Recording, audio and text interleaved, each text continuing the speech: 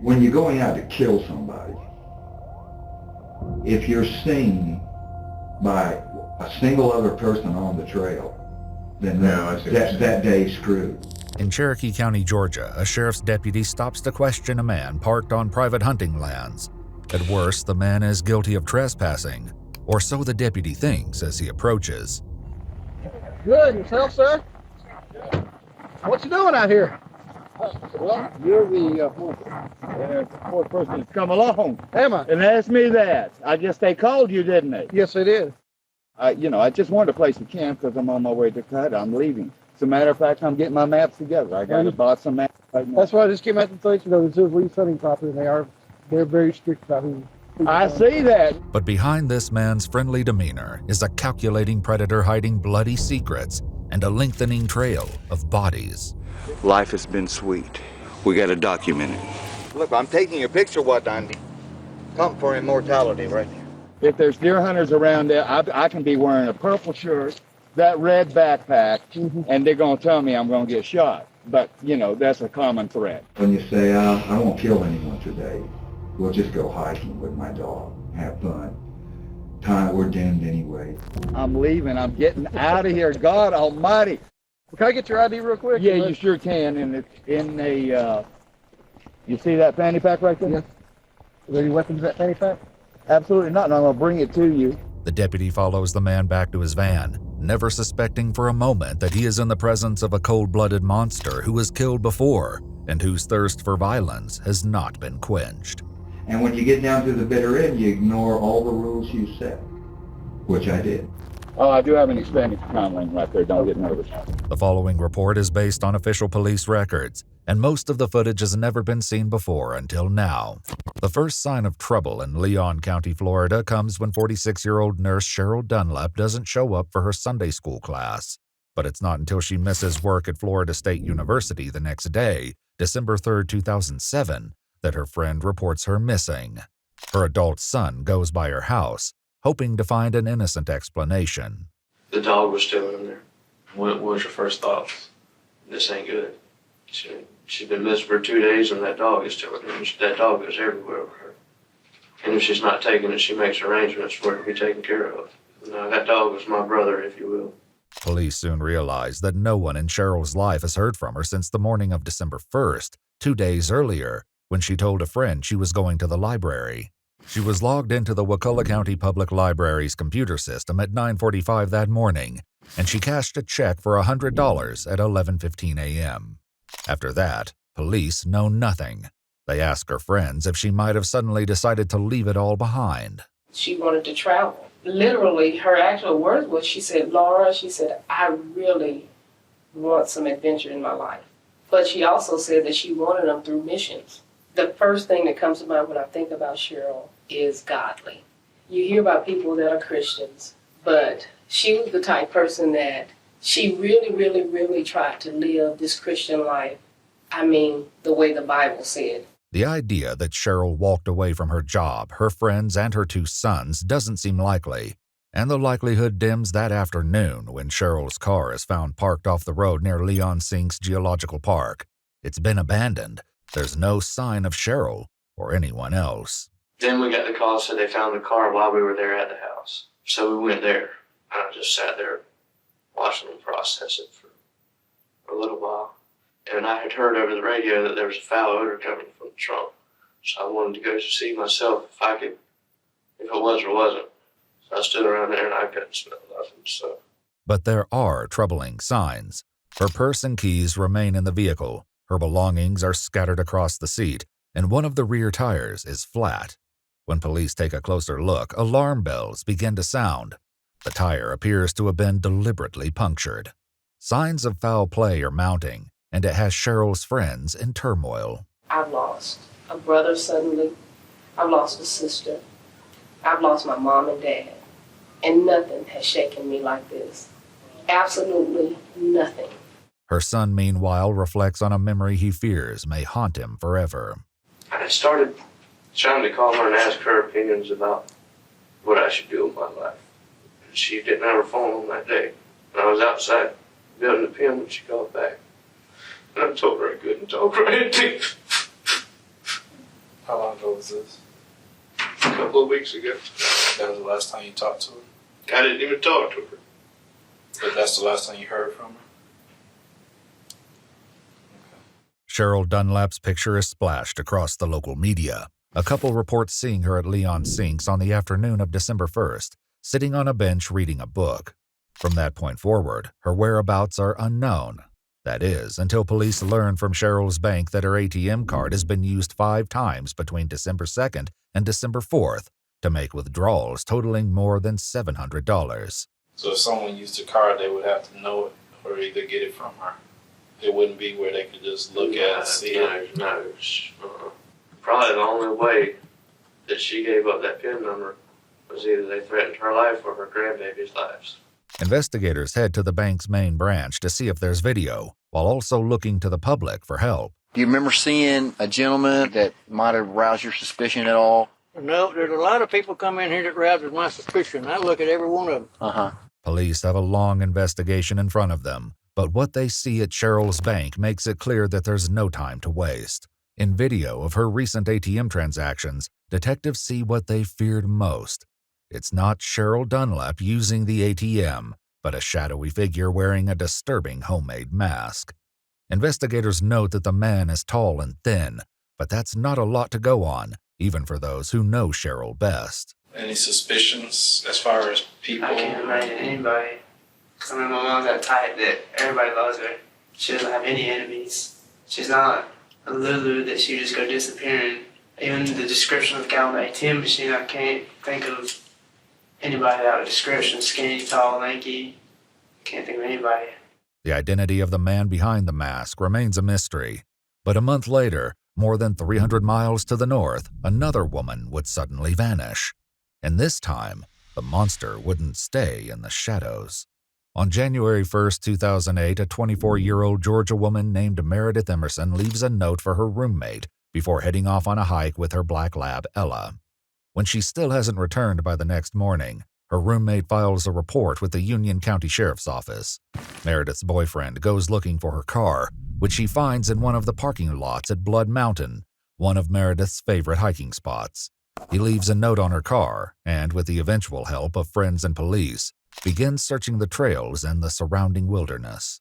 Soon news of her disappearance is statewide, as an investigator with the Dawson County Public Defender's Office told EWU.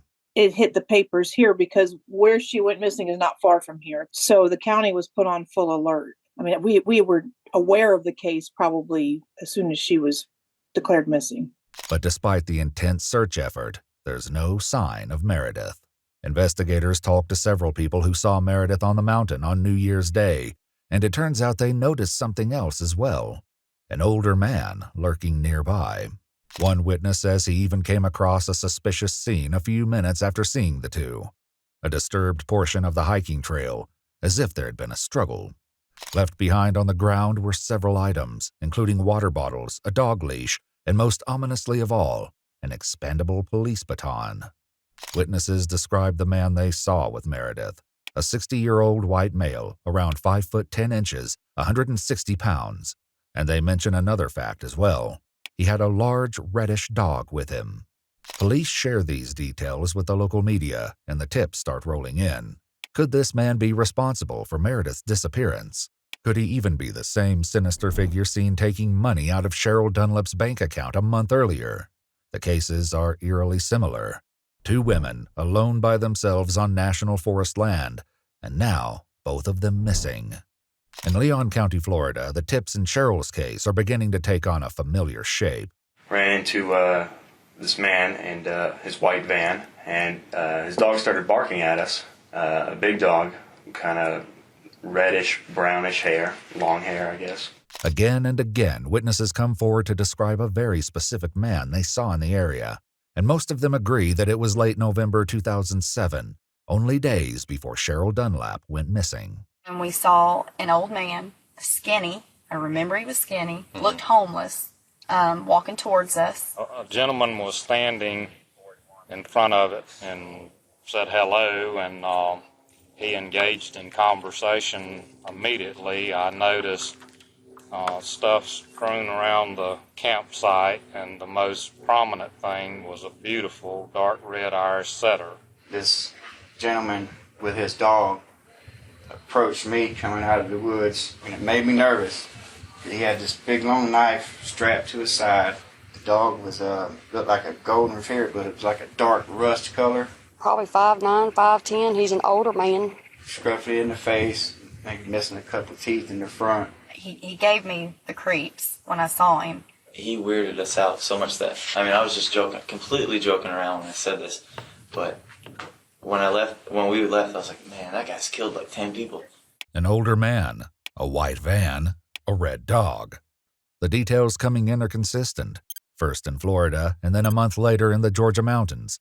But it's not until a businessman named John Tabor hears the news that police are finally able to put a name to this phantom. Tabor calls the Georgia Bureau of Investigation's tip line and says the man they're looking for used to work for him selling house siding, right up until the day he demanded money and threatened to kill him. The man drives a white Chevrolet Astro van, and he has a red golden retriever he calls Dandy. His name, Tabor tells them, is Gary Michael Hilton. And that's when things start to move very quickly.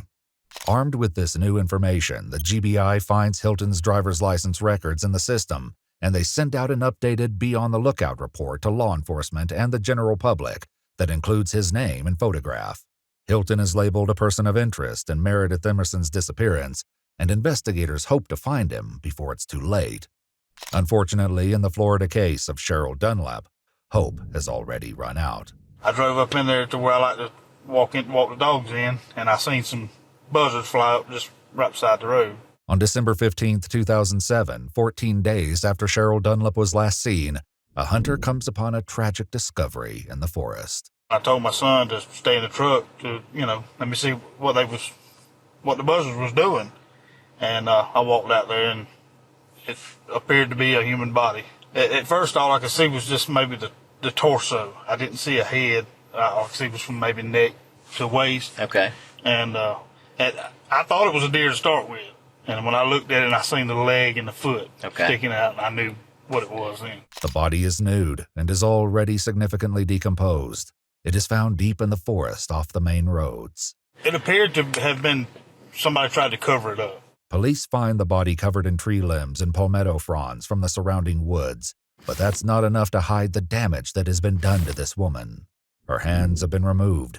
Her nipples have been cut off. She's been decapitated and left out here to rot. Because of the advanced decomposition in the missing head, the medical examiner could only label the cause of death as undetermined homicidal violence. 4 days later, the Leon County Sheriff's Office holds a press conference to announce the grim news the community had feared.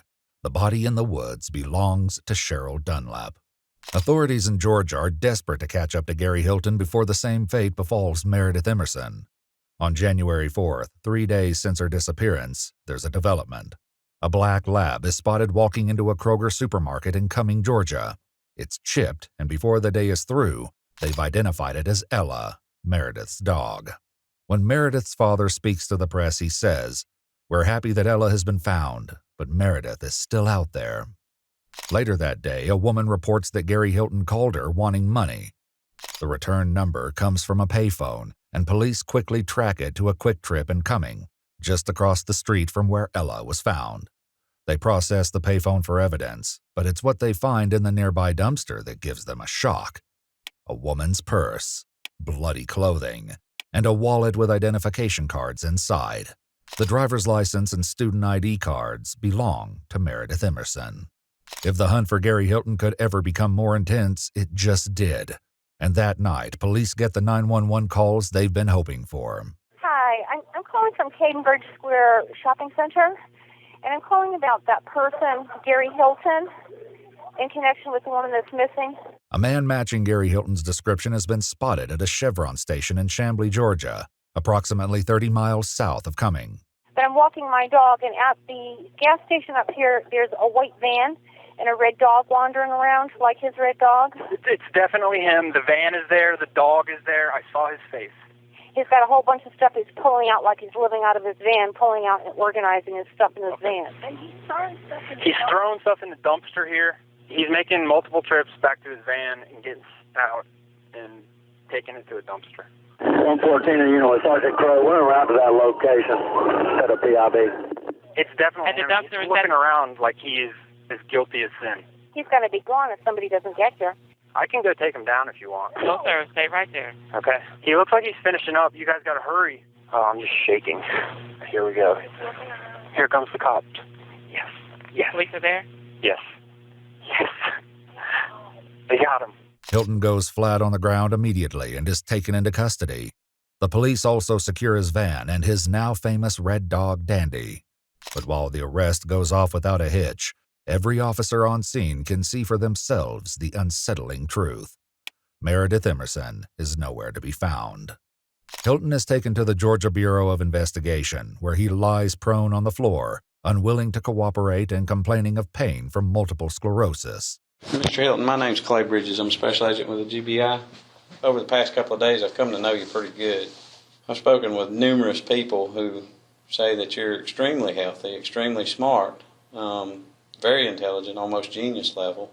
I would prefer to talk to you if you were kind of sitting up and I could look at you a little bit. And I understand that you're a distance runner and that you are a very healthy individual.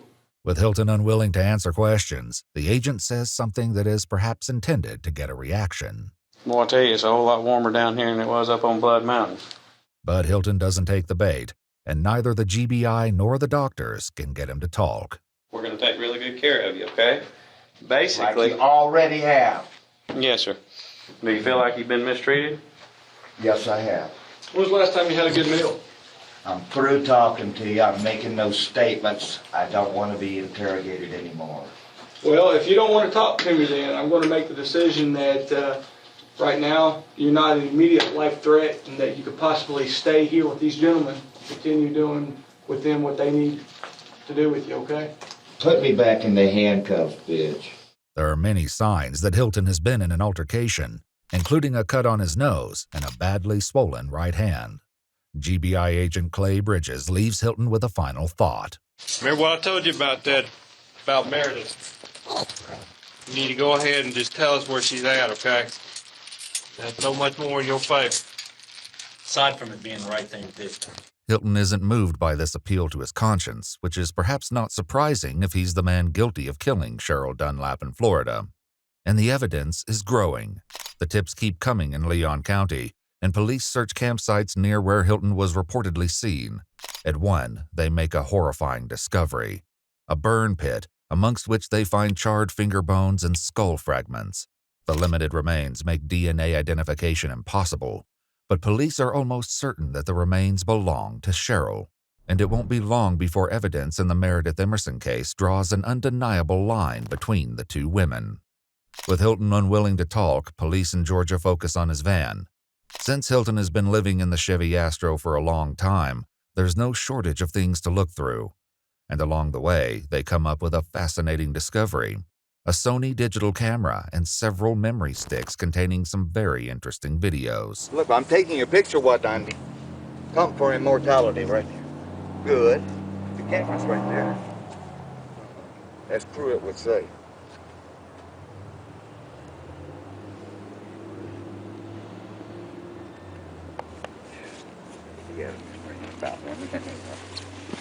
Oh, yeah. These home videos give investigators an unprecedented look into the life of a violent drifter. Yeah, he's just a real red, and he has that Irish confirmation also. Okay, come on, honey. Let's get. Good boy. Now you got to stay out here. Okay, now we're going to get ready after he's greeted, and we'll be all happy. You got to stay right here, Wawa. You do. The police will soon discover much darker recordings on the memory sticks. For now, they charge Gary Hilton with kidnapping in the Meredith Emerson case. It remains to be seen if additional charges will follow. As police transport Hilton to the Union County Jail in Georgia, his attitude has improved, but his willingness to answer questions about Meredith's whereabouts has not. You guys are pissed at me, so hey, I ain't... Shit. You get the cops pissed off, man. You must be bad. All right, now you ain't gonna do nothing squirrely on us, Oh, right? yeah, like I can whip your fucking ass, too. He's sitting there with one gun in the holster and the other in his seat. I mean, Jesus Christ. He's gonna turn around and cap me. I am fucked, okay? Totally fucked. I was trying to figure out who I was gonna give my dog to before I turned myself in. I saw the paper. I caught the paper. You're gonna turn yourself in? I saw the paper. I saw that. I saw I was on the front page of the paper. You know. It didn't seem like you were gonna turn yourself in. Well, hey, you know something? I'm making statements and I ain't making no statements. But Hilton's position on answering questions will soon shift, and agents with the Georgia Bureau of Investigation will finally get a deep look into one of the most sinister minds they've ever come in contact with. In hours of interviews, they'll begin to piece together what happened to Meredith that day on Blood Mountain, and what they hear from Gary Hilton changes everything. Since I was 4 years old, my earliest thoughts were of death. I said, you know something, no one's even missed you. And she said, boy, I'd be mad if once you let me go, and I came back and my boyfriend said, have you been gone? I spent 3 days with her. We had long talks about everything. I gave her a book to read. It was kind of like the Lone Ranger. And the Lone Ranger would come galloping into town. They would always say, Who was that masked man? Yeah, who was that masked man? Okay, that's what I do to society. Hilton admits that some of what is driving him to talk is the kidnapping charge, which he believes will likely put him away for the rest of his life. They had me on the kidnapping, and it was going to stick. The evidence was good. Right out of the dumpster. It was just a smoking gun. They had me. The investigators take a low-pressure approach to the interviews, which gives Hilton all the room he needs to expand on every topic he can think of, including his history of conflicts with the other dog owners he meets while hiking. The average dog owner doesn't know jack shit about dogs. The average animal control officer doesn't know jack shit about dogs. They anthropomorphize. That means assigning human qualities to something. Anthropomorphic. Okay? And they assign human qualities to dogs. And what that means is that they want dogs to be like humans, which is be nice and get along. Well, that's not the way it is in the dog world. Because when dogs talk to each other, you know, they quite often revert back to the wolf world. And the wolf world is more incredibly savage and brutal than you can ever imagine. Humans don't understand that in the dog world or the wolf world, there are no assault and battery laws. There are no murder laws. And quite often, there is no fear. Okay, imagine such a world where there's no murder laws. Before Hilton can go too deeply into his fantasy of a world without laws, he explains how to handle confrontations with dogs and their owners. My goal in a stick fight with a human or a dog is not to make contact with the dog. A successful stick fight is preventative. To me, is shaping it with a stick and not making contact. Because it takes it to a whole other level when you make, especially with a human being. You hit a human being with a stick, regardless of the situation, it's probably going to ruin your day, buddy. And it may not go your way either, even though it always has. I've had the police call on me 30 times at least, and no exaggeration, in 17 years. Hilton's history with the police is well documented, and not all of it concerns other dogs. He has a history of theft, telephone fraud, arson, and was even accused at one point of attempting to murder his own stepfather. His conflicts with the law haven't settled in recent years, as demonstrated by police dash cams and his own home videos. What do you have on your hands there? Don't ask me, man. He's about to take off. Sir? Okay, look. I've been nothing but respectful for you, but if you're gonna continue to create a problem, we can take it to the next level. Putting out leaflet soliciting? Yes. You're the lawman, you are the law. I'm going to check it out, and if it ain't the law and you're wrong, you come talk to me. I'm not talking to nobody. I'm filing and I'm suing because you're interrupting my work. Go right ahead. But it's one particular encounter with the cops that catches the public's attention after his arrest. You bumped into a Cherokee County deputy up on some private hunting property back in, it was October or something, and that was widely publicized. I've got maps of the area, and I was headed to Cohutta, from Lawrenceville, but I'm out of Chambly. Okay. And I camped out here 20 years ago. I can show you, I got a WMA map right now. You may have. 20 years ago, Yeah. it probably was okay. When the footage comes out, cops working the Cheryl Dunlap case notice the cap Hilton is wearing. It bears a striking resemblance to the one in the ATM footage from Leon County.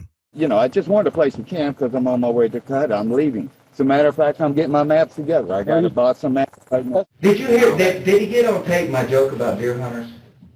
Yeah. What's the 3 reasons the deer hunter goes into it? Yeah, yeah. Now, I made that up. I'm a comedian, too. But I have a little joke about these southern outdoorsmen. They come out in the woods for 3 reasons. One is to get drunk, the other is to poach, and the other is to change the oil in their truck. I'm sorry. I'm sorry. I just stopped it. But though Hilton has suspicious items in his possession, Oh, I do have an expanding time lane right there. Don't get nervous. I won't get out of the truck without it, man. the deputy lets him go on his way, unaware that he's releasing a vicious predator back into the wild. Is it almost like a little acting on your behalf to, I don't know, kind of steer this law enforcement officer away from you, or? Well, with him, no. I was being perfectly candid with him. Hilton says that certain police officers will immediately recognize when they're dealing with a pro. You and I were talking earlier, and you described yourself as a pro. And I mean, in talking about that, I as a police officer, when you and I encounter one another, I'm going to know you're not. And I know what you mean, but how do you define that? As far as how are you a pro? I'm a pro in that I'm not just styling. You see, the average civilian, their entire life is a style. Nothing is real. They're talking the talk and they're not walking the walk. And they're styling. And that's why you see posers. That's my word. Perfectly precious posers. That's what yuppies are. Hey, I love you. Mr. Hilton, you take care. Be safe. There's a large number of police officers that are highly experienced. Right. And that they are pros. Right. And they recognize a pro when they see a pro. Right. And I'm a pro. This wouldn't be the last time Hilton would manage to keep his true nature hidden from law enforcement in the closing months of 2007. On November 17th, only 2 weeks before Cheryl Dunlap went missing, a Forest Service ranger spoke to him near a campsite in Leon County. From what he told me, he was returning to his campsite, and he was walking along the road. He had a dog and a walking stick. The ranger runs the tag on his white Chevy Astro parked back at the campsite. Who did the van come back to? It came back to Gary Michael Hilton. It will soon come to light that Hilton already had blood on his hands before speaking to these officers. Nonetheless, he's in custody now, and then a series of audio and video interviews with the GBI, he will finally reveal the full story behind what happened New Year's Day on Blood Mountain. But anyway, it's a good place to hunt in that you have a huge selection. But it's a bad place to hunt in that you Because they have a lot of people. So the way you would do it, witnesses. So the way you would do it would be to lurk in a blind, so to speak, off the trail, observe with binoculars, and lurk. But I didn't do that either because I like to hike. What I'd like to know is how accomplished of a hiker are you? Oh. I mean, you've been to. I'm going to tell you something. I want to tell you something. I've never met anyone, ever, and people are full of shit on this too, but I've never met anyone anywhere, any way, that has the time in the woods and the time on the trail that I have. I've never worked full-time anyway in my life, except for the U.S. Army. Hilton was enlisted in the Army as a young man before being discharged for demonstrating symptoms of psychosis, an early glimpse of the darkness to come. Did you know Meredith Emerson before the other day? No. Okay. At what time or when did you first become aware of her, or when did you first see her? On the mountain, at the intersection of the Herbert Reef Connector Trail and the AT, at that intersection. How did you strike up a conversation with her or whatever? Dogs, you know, people that have dogs, dogs are going to meet. And anytime I encounter someone with a loose dog specifically, which both of ours were, a larger dog, I immediately determine the sex of the dog because I have a male and I don't allow my dog to meet adult males. So you asked her what sex her dog was? Or, yeah, that kind of thing. And she stopped at that location to eat and eat some trail mix and to give her dog water. After a brief exchange, the two continued hiking, and the 24-year-old athlete quickly put distance between herself and Hilton. But soon enough, Meredith would come back down the trail, and this time, Hilton would be ready. Did you form an opinion at that point, or did you form an idea at that point that you wanted to abduct her at that point? Yeah. Okay. This was driven really by nothing but, well, the desire to obtain her card. That was the sole purpose? You wanted her card? And rather than pick a guy who would, or a couple, with a guy who might really fight, you know. Right. Because if you want a card and PIN number and the guy fights and you got to kill him, well, where are you at? Right. You know. Right.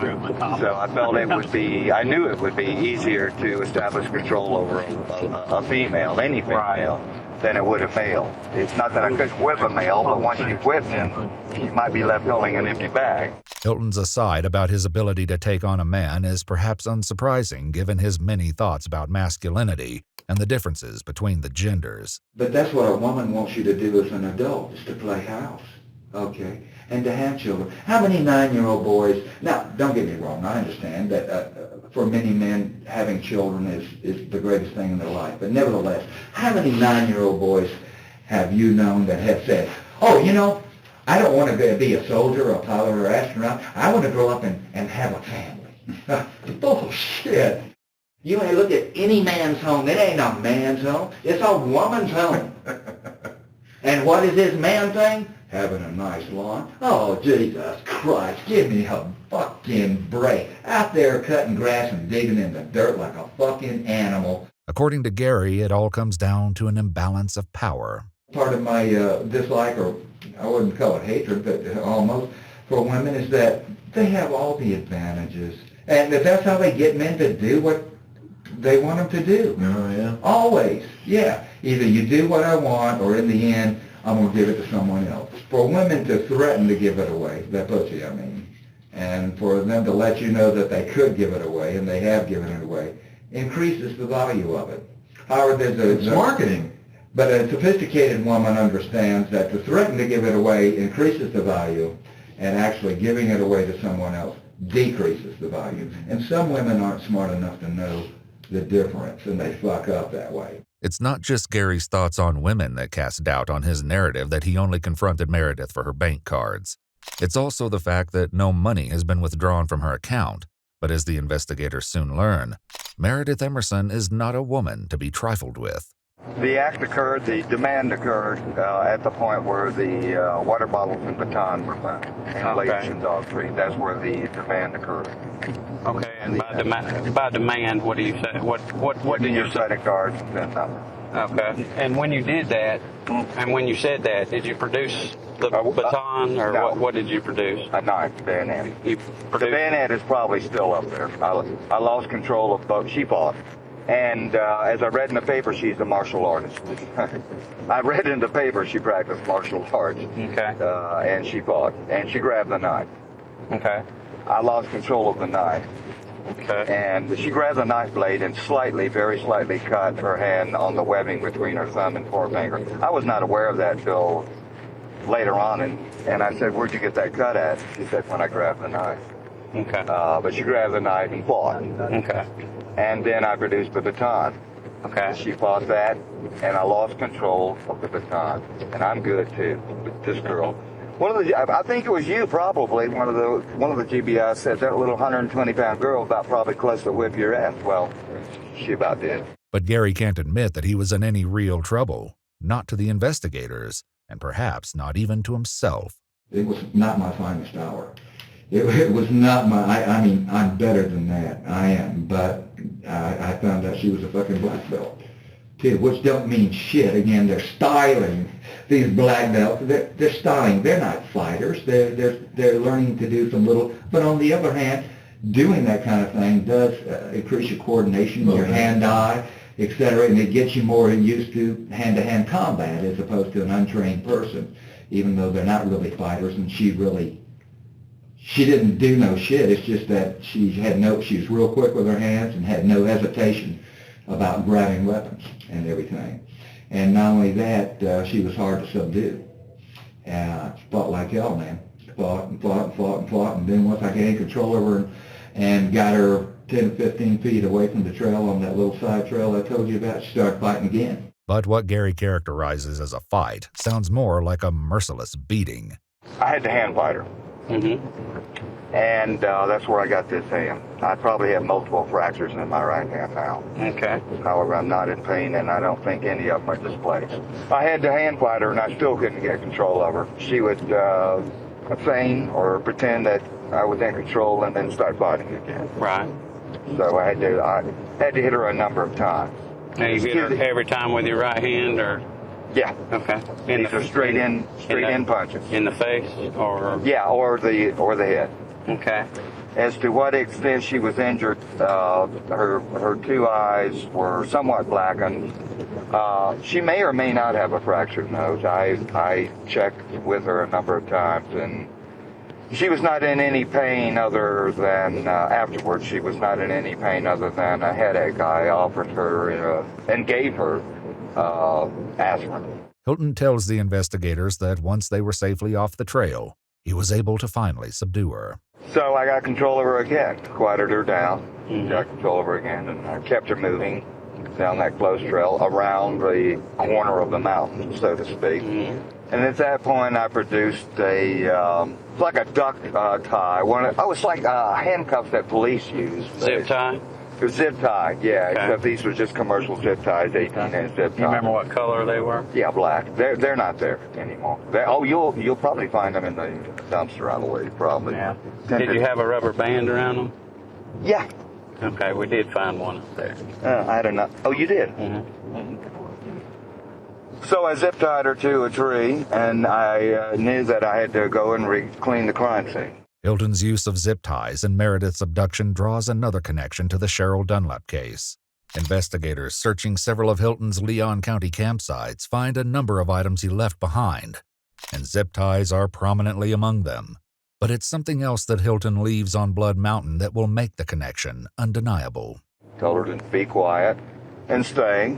Okay. And went back to clean the crime scene, but it had already been found.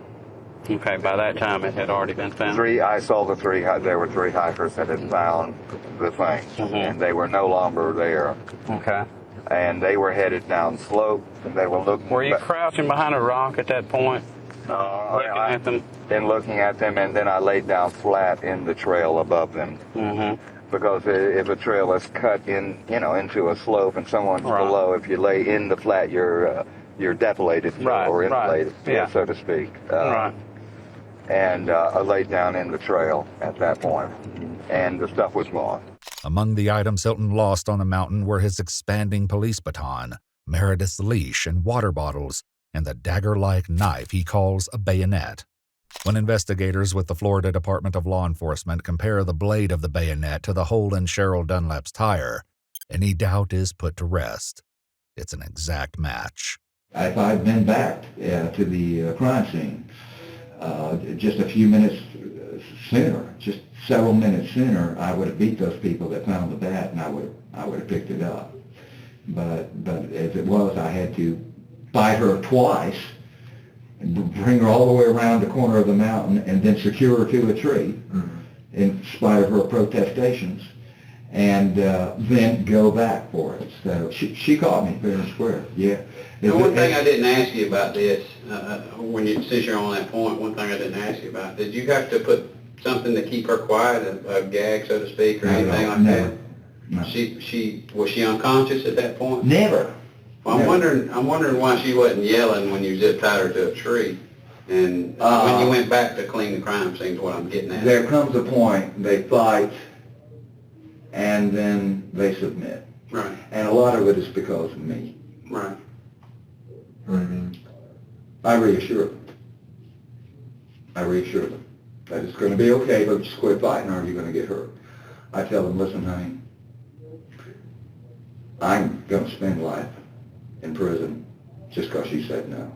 Gary has a great many ideas about how a victim should behave under Meredith's circumstances. But the advice to people if they're abducted is to engage your abductor and to make yourself a person to them and not have them think of you as an object. To engage them, to tell them your name, to tell them about yourself, tell them about your family, tell your abductor that, tell them what you study, what your dreams and hopes and plans and schemes are, and try to engage them and make yourself a person rather than an object, because the abductor is psychopathic. He's looking at you in a human way. You want to make yourself a human. No. It was always me. It was always me engaging them. First thing I ask them is, what kind of music you like? What's your favorite song? What do you do for work? Where'd you go to school? What do you like to do? And talk to them. It calms them down. But none of them ever did that to me. Hilton tells the investigators that he would act much differently if put in that position. She never once told me, hey, my name is Meredith. I mean, that's what I'd be doing. I'd be pitching a guy like hell. They don't even pitch me. Like, really, I won't say a word, just, I'd be saying, hey, listen, hey, no sweat, listen, I'll tell them you had me blindfolded all the time. I didn't even see nothing. I don't know a thing. I had no good. Hey, I'm not even going to report this. Hey, just cut me loose, cut me loose as soon as you can. If I can get back for big alarms raised, I'll never even report. I'd be pitching the whole damn time. Meredith, who wasn't fortunate enough to have Hilton's instructions on how to be a victim, is subdued by other means. What did you do at that point? Went back to her and cut her loose. And she was not tied at all, except I put a loop around her neck. Oh, what kind of loop? Just a nylon cord, 300-pound test. Just wasn't even tied. It was like a loop. I put a loop line around her neck, and just like a leash, like a dog's leash, and that's the only way she was secured, okay? And I told her that I had a gun, and that, I was going to shoot her ass. Now, I didn't have a gun, but I had this BB pistol that looked like a gun, and I was going to shoot her ass down, and, she took off running or something, because, you got to do that, because most girls could probably outrun me, not that fast. And after that, from then on, she totally cooperated. We traversed the Blood Mountain through the stick stuff, down through the drainage, up, and she was totally cooperative with me and everything. Let me ask you this. At this point, was her hands free? Yeah. Okay, you didn't have those zip tied? No, you just had the noose Yes, and I told her I had a pistol, which I did, but I told her I had a firearm, and that I would shoot her. By that time, and from that time on, she was compliant, totally compliant. Okay. And I was solicitous of her behavior, of her condition, and of her comfort from then on also. Okay. My intent was not to torture. Hilton says that he took Meredith down the mountain before tying her to another tree and again making what he calls the demand. I told her, I was going to have to get her cards and PIN number out of the car, which was in her purse, under the seat. Let me back up. Did she tell you where her purse and PIN or cards were? Yeah. Okay. And she told you where her cards were at that point? Or? Yeah. She told me incorrectly, but it was just under the wrong seat. She said under the driver's seat. It was actually under the passenger seat. Okay. Hilton says he approached the parking lot cautiously, knowing there was a chance that the hikers above had called the police. When he arrives, however, the coast is clear, and he moves his van next to her car. So I walked her up next to her car, opened the side door of my van, and put her in my van. And then took a chain, put her in my van and laid her down. And I had 2 lengths of chain padlocked to the seat mounting, the front seat mountings. One chain padlock, in other words, the seat mount, where the seat is attached to the car. So both those chains were padlocked by one end to the seat mounting. What did she say to you? Did she say anything at that point? She said, they told me not to get in the van, not getting in or in a vehicle or so. I said, get in. So she did.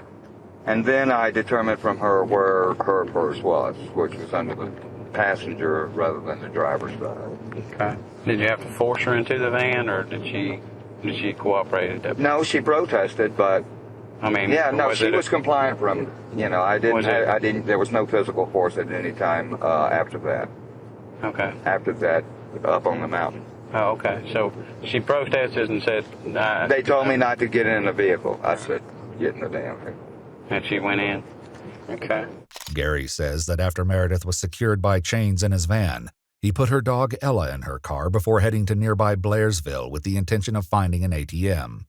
But soon, Gary says he had a change of heart. Got several miles away as we were driving away, and she's still voicing concern about her dog. I wanted her to be calm and, you know, could be, and I knew she was anxious about her dog. So I said, well, do you want me to go back and get your dog? She said yes. So I turned around, went back, and got her dog. Of all the details Gary has given thus far, this act of kindness is perhaps the hardest to believe. And yet the investigators know that it must be at least partially true, because Ella was finally found in Cumming, nearly 50 miles south of Blood Mountain. Then again, Gary appears to have a compassion for dogs that doesn't extend to humans. People are enculturated and programmed to only believe that life is valid if they're doing it with others. So the problem with these poor loners, these sociopaths, is they're so programmed like that in spite of themselves, they don't know themselves. They don't understand that there's no hope for them. They don't understand that they're a round peg in a square hole and that they're never going to fit in. They don't understand that there's no way in the world that they are going to get real satisfaction out of a human relationship. I didn't understand myself until 21, actually when I got a dog. And all of a sudden I was no longer alone, and I didn't have that wrenching sense of loneliness and being alone, but yet there would be no salvation in the company of others. You're alone, your life is empty, alone, lonely, but there's no salvation or satisfaction in the company of others. It's a terrible, I see many, those are the worst kind of people. They're tragically unhappy. Of course, Gary's thoughts on the errors of humanity go well beyond sociopaths like himself. And there's a psychiatric school of thought that says existential anxiety is responsible for most of human neurosis. Yeah. Because we're the only... That bothered you back then? Since I was 4 years old, my earliest thoughts were of death and that I was going to die. Really? When I was 4 years old, I could place it because of the situation I was in when I thought it. And when I was 4 years old, I can remember looking at my hand and pondering the fact that this hand one day will be a skeleton. Yeah, when I was 4 years old. What was the situation, if you don't mind my asking? No, it was an intellectual thought. It was the awareness of my future non-being. Okay. The humans are the only animal that I know of that really has to cope with it, although it's really hard to tell. But it's a tremendous psychic load. It's the knowledge of our future non-being or the inevitability of our death is the thing that shapes our entire life. Rather than lure Hilton back to the point, the investigators appeal to his ego. All your travels and camping and stuff, you get by yourself, you get a lot of time to think. And that's the thing. People gain a lot of insight. Now, lawyers and everyone else ask me constantly, how come you're so seemingly intelligent? Are you well-read? Are you well-educated? You're right. You hit it right on the head. That's very perceptive of you. The reason I'm so seemingly intelligent is that I, alone amongst almost anyone, including you dudes, have time to actually stop and think about things. You don't have time to stop and think about things. You are so busy distracting yourself because you're running from really the reality of this situation, which is you're going to fucking die. And you are so busy just frantically, desperately distracting yourself with every kind of thing in the world, including your work. Now again, I'm not judging you. I mean, you're just human beings. That's all you are. You're just human beings, and God bless you. Gary says that his time in the woods has given shape to his character. You got time to think. That's one of my personalities. I'm a philosopher, I'm a soldier, I'm a scientist, and I'm an artist. And those are all distinct personality types that represent distinctly different things. And I'm all of them. What's your artistic side? What do you mean by artist? Well, by artist, I mean truly in the sense of being an artist, in that you see everything in terms of not the linear, but the impression of it, and so forth. And as far as a medium goes, I'm an artist that people ask me, I tell them I'm an artist, and they say, well, what's your medium? Are you a sculptor or a drawer? No, my art is my life, and my art is weird. No. Laugh! No. I'm an artist. My art is my life, and my art is weird. I'm actually buying into this. Laugh. Of course, it's true. It's all true. It's true. It's real. Everything I'm telling you is true. Everything I'm telling you is real. It exists. It's true. Hilton tells them that he even made the decision to yank some of his teeth out for the purpose of his art, and of course, to stand out even more from the rest of society. They're grinning fucking idiots. I call it a dental display, is what I call it. It's like chimpanzees and other apes, they do a genital display. You ever see a chimpanzee in a zoo look like that? That's a genital display. Well, they do a dental display. That's why I love my teeth. These are both artistic, philosophical statements, and they're practical too. If someone's fucking with me, I'll go, "You're pretty." Like that. It scared the shit out of any damn deal, but they know I'm for fucking real. I ain't no yuppie. See, I ain't posing, bitch. These are I got my fighting teeth in, bitch. Okay. And I present this fantastical spectacle to people, but I understand. They can't understand it because it's so fantastical. It's kind of like the Lone Ranger. And the Lone Ranger would come galloping into town. There would be all the schmuck townspeople, right? And here the Lone Ranger would be wearing this mask, a skin-tight outfit, a really elaborate two-gun rig mounted with silver with chrome pistols, and just a theatrical outfit. He'd be mounted on this beautiful palomino. He'd have this trippy Indian named Tonto with him. You know what I'm talking about? And if the Lone Ranger would ride out again, what would they always say about the Lone Ranger? You don't remember, but not. They would always say, "Who was that masked man?" Yeah, who was that masked man? Okay, that's what I do to society. Though many of his home videos show Gary alone with Dandy, some of them do show him interacting with others, such as this Papa John's manager who seemed less than impressed with Hilton's version of the mysterious stranger. You tell these guys to quit terror driving. You tell them not to drive more than 5 miles an hour above the limit. You tell them to keep at least a vehicle length, at least, and it should be one vehicle for every 10 miles an hour. If this is Hilton affecting society at large like the Lone Ranger, one can only imagine the impression he made on Meredith Emerson. But while the 24-year-old may have no longer physically resisted Hilton after Blood Mountain, she wasn't done fighting him. I was saying that when it comes to individual human beings, the answer is really simple. I simplify groups of human beings, and you really have to, actually, to preserve your scalp, for that matter. You have to make broad judgments about groups of human beings, but always understanding that individual human beings, the answer is really simple. It really is. The individual Hilton abducted on that mountain still has some surprises in store. And when Hilton prepares to drain Meredith's bank account like he did Cheryl's, he realizes it won't be quite so easy. Went to the Appalachian Bank, attempted to run the cards. And they didn't work? Didn't work. I parked across the street. How many cards did you use? I had 3, but I'm really not sure because she had me run them so many times that I'm not. She had me run them in Blairsville, and then I went to Gainesville, then I went to Canton. Well, I tried multiple times. Right. Card wouldn't work. It was either invalid or unauthorized, one or the other. So I came back, went back to the van. I said, "Honey, no go." She danced me around with 2 more PIN numbers. Well, I think I did this, or I just changed it over, and I'm not sure, and this and that, and I changed it, and blah, blah, blah, blah, blah, blah, blah, blah. Go try it again. It'll work. This number, give me another 2 numbers. Not working, huh? You might as well just give it up. I don't know what the purpose of this, etc. Meredith convinces Hilton that he may need to try at another bank. 4 or 5 times she kept trying to convince you that it would work. She did convince me. Right. She ran me back. I'd go try it like an idiot. I'm, like some eternal optimist. I had to go out of the van, walk the 100 yards or wherever to it, run it, come back. She'd give me some other story, right. Or another card. Right. I got 3 of them to work with. Yeah. I don't know why the reason for all this was. I told her later, I said, I'm not even going to ask you why. It's just that I'll never understand what the purpose of you've been doing this for. It may be that Meredith's strategy was twofold. 1, as long as he didn't have access to her accounts, her life remained valuable to Hilton.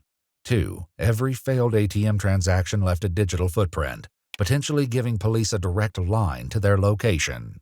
Did you attempt to conceal your face in any way when you used it? Yes, I did conceal my face.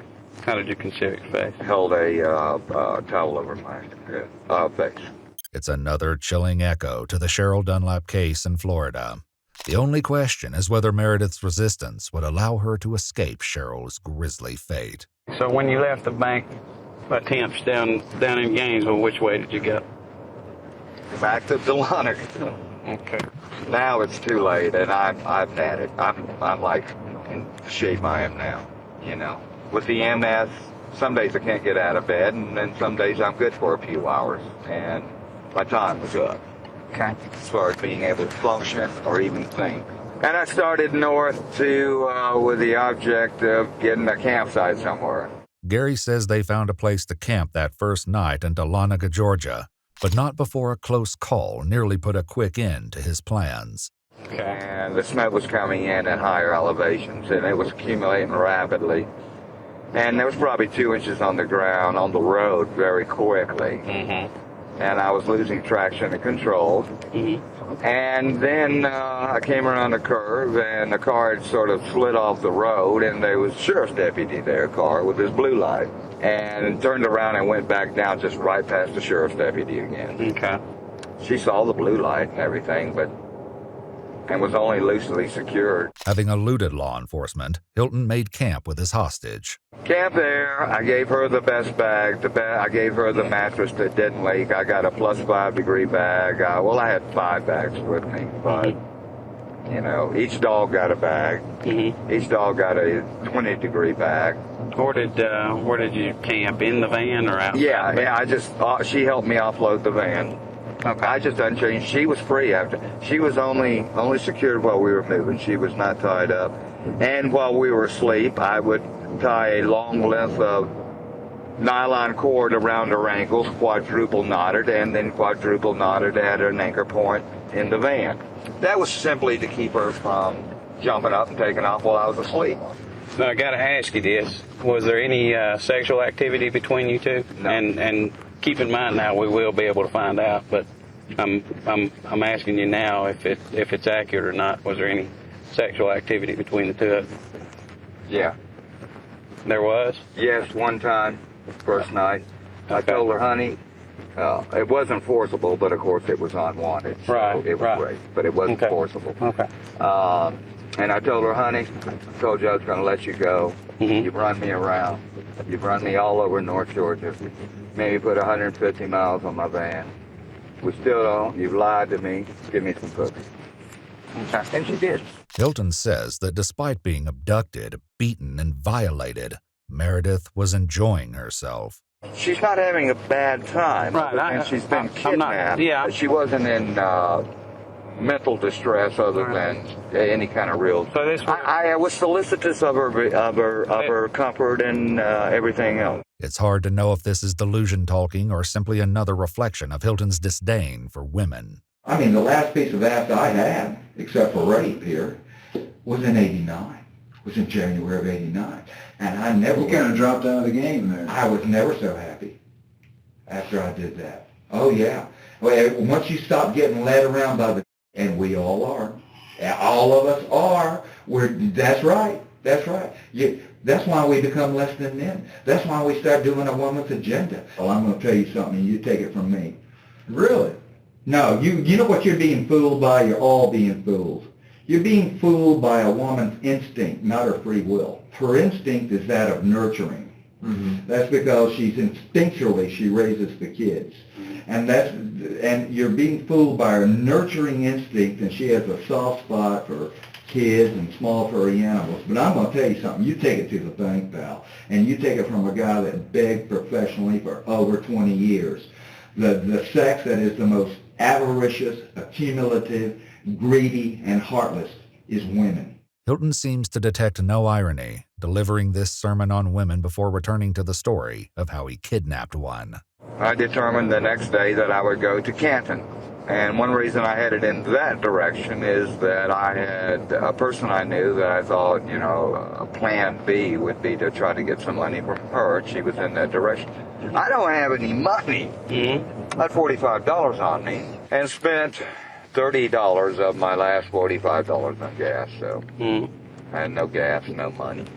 But anyway, that's one reason I headed in Canton to Canton, so I could go on to Cartersville if necessary and try to get some money. Who is this person that you're going to get money from if... The person I was calling from the gas station were in Cumming where the clothes were found. That's the call I was making. She refused me and hung up. With Meredith thwarting his attempts to steal from her, Hilton says he reached out to a man he used to work for. Let me ask you this. I know that you made a phone call from Marble Hill also at one point. You mean from a huddle house? Right. That was to my employer, John Tabor, to get to beg my old job back. Right. By the time Hilton called Tabor, early descriptions of the man seen with Meredith on Blood Mountain were already circulating through the media. Tabor not only identifies Hilton to the police, he tells Hilton he'll leave a check for him at his office. Police stake out the location, but Hilton never shows. We all, even guys like myself that are just totally sociopathic, we still need some human to trust. Right. Even if we're not close to them. Right. To trust them, even if it's a business associate. I called Tabor up and I asked him, I told him I needed money and I wanted to start working again for him.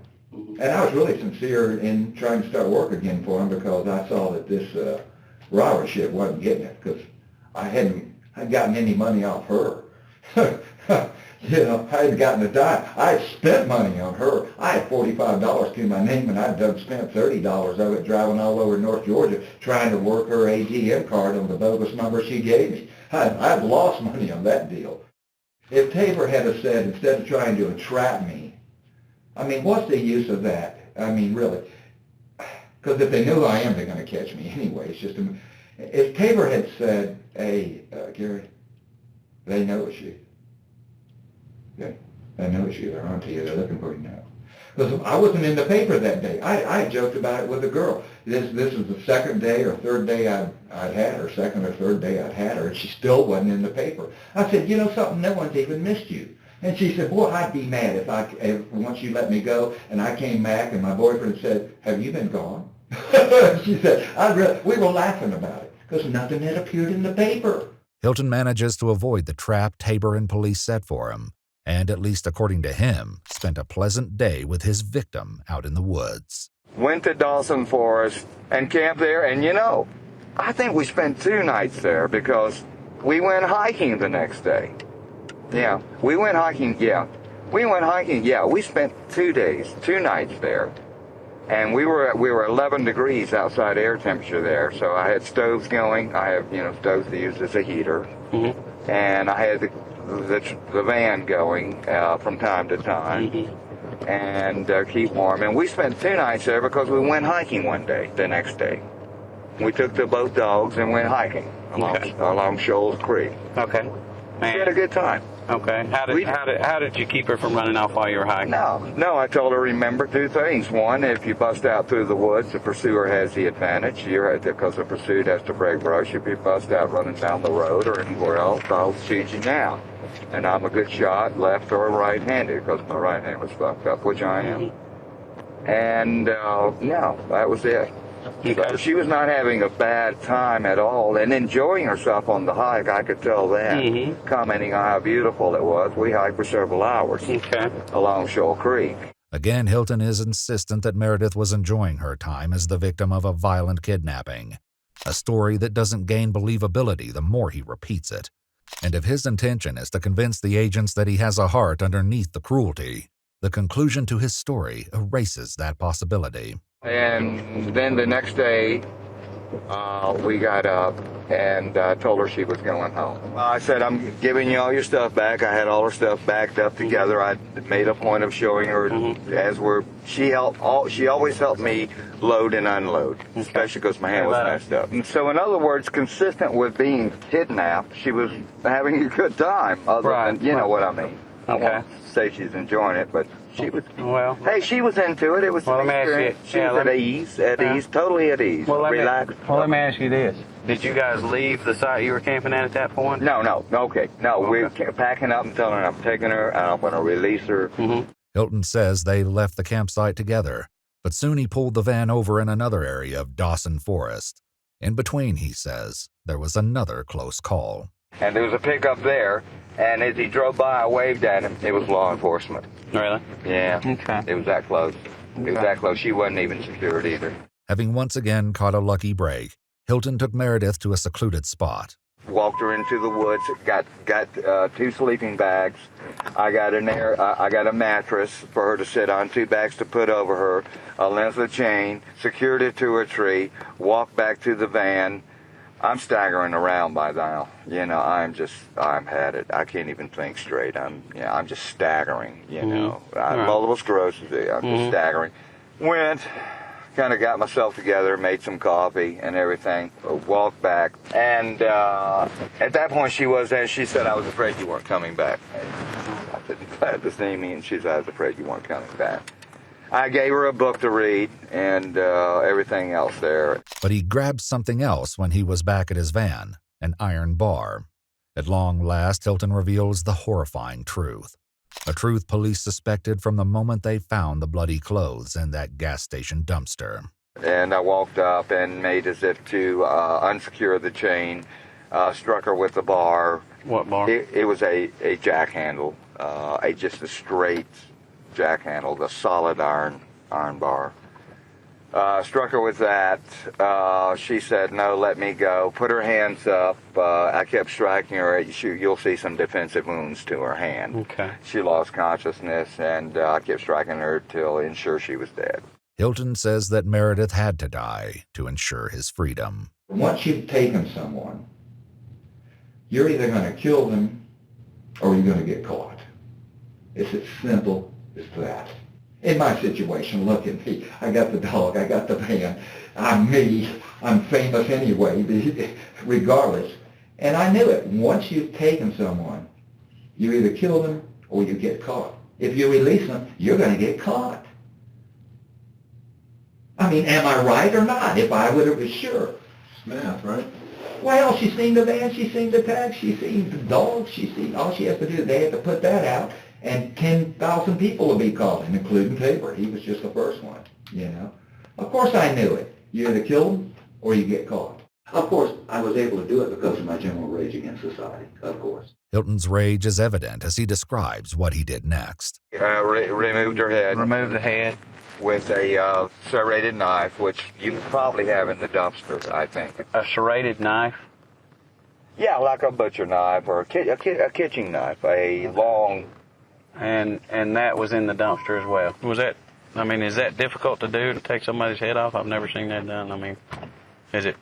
I'm not asking for my... I understand. Right. And it doesn't seem real. It doesn't seem real looking back on it. I can't imagine a kitchen knife being able to do that, is what I'm getting This is at. a knife with a blade this long. Okay. That's serrated, and so it's a saw. Oh, okay, I got you. You're just sawing. All you got to do is keep sawing, sawing, and then get through the joint. It's just like you would. That's what it's made for in the kitchen, to cut up meat. Right. Hilton says that his decision to cut Meredith's head off was purely practical. The only reason, by the way, the head was removed was forensically. Yeah, right. In other words, the hair is full of fiber. Sure. I poured liquid bleach all over her to any DNA, and I knew bleach would not destroy fibers, but that any DNA she may have picked up from my clothes. She'd been wearing my clothes for now 3 days, right, or something, and she, you know, and so I poured liquid bleach over her, and again, this is not done to preclude identification or for any other reason other than at that time I didn't know that I'd even been associated with it. So and I felt, I knew the body would be found sooner or later. These bodies, a body in here sooner or later is going to come to light. Okay. It is. And this is not the first body that's been discarded. Hilton's last remark seems to go unnoticed, but one could reasonably wonder if the image in his mind at that moment was that of Cheryl Dunlap, whose decapitated body was left in the woods, just like Meredith's. Then I left, headed south to that gas station where I made the call to try to get some money. I'm down to, I think it was $18, something like that. I'm getting low on glass. This was incoming? Yeah, that gas station. I took her dog with me, and I found a location where I knew the dog would be okay. It's a bustling center. Right. And I knew that the dog would be picked up. Knew the And dog I would be taken care of. also knew the dog was microchipped. How'd you know that? She told me. If I wanted to ensure that no one would associate the dog with her, I would have killed the dog. Right. But there's no way I could do that. Right. The investigators are left to wonder how it is that the serial murderer before them draws the line at the killing of a dog. But perhaps it's right in line with his life story. The ruthless wanderer with no regard for anyone other than his one trusted companion. He's my boy. He's my baby. Battery memory's probably gonna go any second. This is Tucker, yes, once more before we die. Totally Tucker. Yeah, me and the boy will run them this October. 92 almost daily. Yep, sure were. But we are having a good time. Dandy ends up being adopted by Nancy from the public defender's office, who told Iwu that the dog picked up some disturbing habits in his travels with Hilton. He would stalk people when we were walking. He would get behind a tree, for instance, and he would watch people. And I would tell him, we're not doing that. We're not doing that anymore. We're not doing that. Come on, we're not doing that anymore. After letting Meredith's dog free and coming, Hilton realized that he was a wanted man. If I had bought a paper that morning on Friday instead of that afternoon, she would have been alive. Because there they, my pictures on the front page, a color picture on the front page of the AJC, looking for me and everything. I wouldn't have killed her. I mean, for Pete's sake, no. Hilton was arrested only a few hours later at the Chevron in DeKalb County. But while the manhunt was finished, the story was far from over. Was this difficult for you at all to do this? As far as take her life, was it difficult at all? I mean, do you have feelings one way or the other about it, or were you just needed her for a necessity for you? No, but it was like an out-of-body experience. Okay. It was surrealistic. Of course it's surrealistic. Right. Removing a head is just unreal. Right. Unreal. Mm-hmm. And, you look back on it and you say, that wasn't even real. Mm-hmm. I don't know what it was. I was just in, you might say an altered state. Okay. I just don't know. It was hard. Okay. It was hard. Okay. It was hard. You got to remember, we had spent several good days together, actually. Right. Actually, she did not have a unpleasant time. But Hilton says that he knew from the beginning how Meredith's story would end. I'm going to tell you right now, there was never any plan to let her go. Okay. I knew that if I let her go, I would be instantly ID. Once you've done it, you're either going to kill her or get caught. There's no other solution. It's not that, And if that sounds cold and cruel, yeah, it was. Hilton's confession is thorough, but it comes at a high price. They agree to take the death penalty off the table in exchange for Hilton's guilty plea, his full confession, and one final piece of information they need to bring closure to this horrific case. What I'd like to do is let you now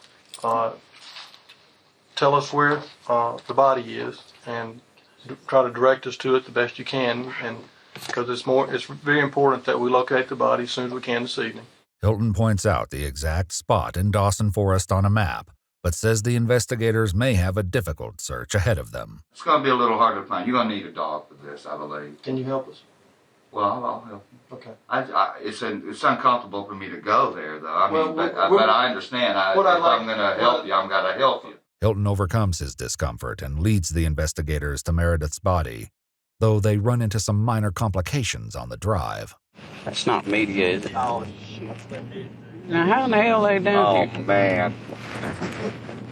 Jesus Christ. It's an indication of how much publicity this case has gotten, publicity that Hilton is only too aware of. I'm infamous. You are? My God. I mean, I've read a little of the news that my lawyers brought me a little bit, but almost, I don't really want to read it. It's true to curl your fucking hair, man. They don't understand that except for this rampage, I was the injured party. I kid you not.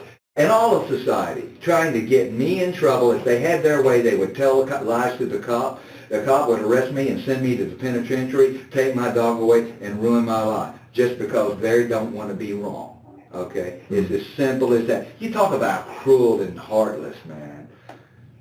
And you talk about, hey, kill motherfuckers. You start getting that thing, you just rage against society. Hilton may be disgruntled with some of the coverage, but he also seems to take a certain pride in it, such as when he recounts how he handled the perp walk. Did you see the way did you see it on TV? Oh yeah, running. I'm the one that wants to do that. You see, I was leading them. And they'll open that door, another one will open that door, and I'm the one that just dives in head first, So kind of like a Hollywood celebrity that's been bad and now trying to, you see what I mean? The more you limit it, the bigger demand it makes. Now, if I'd have come walking out like Eric Rudolph, they'd have said, well, he's a fucking schmuck is all he is. But when I come, right, an idiot. But, when I come running out there and then dive into the car wearing the vest, it's a mistake. The cops and the press gathered near Dawson Forest away, and Hilton takes the investigators to the exact location of Meredith's body, only to reveal that he placed her head and clothing in a separate area down the road. Hi. As we walk, I'm going to ask you a couple more things, okay, if you don't mind. You said that there was one sexual encounter. Yeah. Was that the only one? Yeah. There wasn't anything post-mortem, right? No. Okay. Meredith Emerson's autopsy reveals a wide range of serious injuries consistent with Hilton's story. In addition to post-mortem chemical burns from the bleach, the medical examiner finds contusions and several broken bones. It's determined that she died of massive crushing head injuries, having been struck at least 19 times with a blunt instrument. At the site of her body in Dawson Forest, Hilton is asked one last question. This the first time you ever done anything like this before? Hilton's lawyer advises him not to answer, but soon enough investigators will know the truth.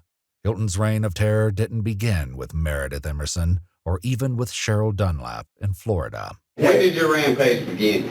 Can I ask you that? I mean... Yeah, it's hunting. Right. Okay. Yeah. I started hunting in September.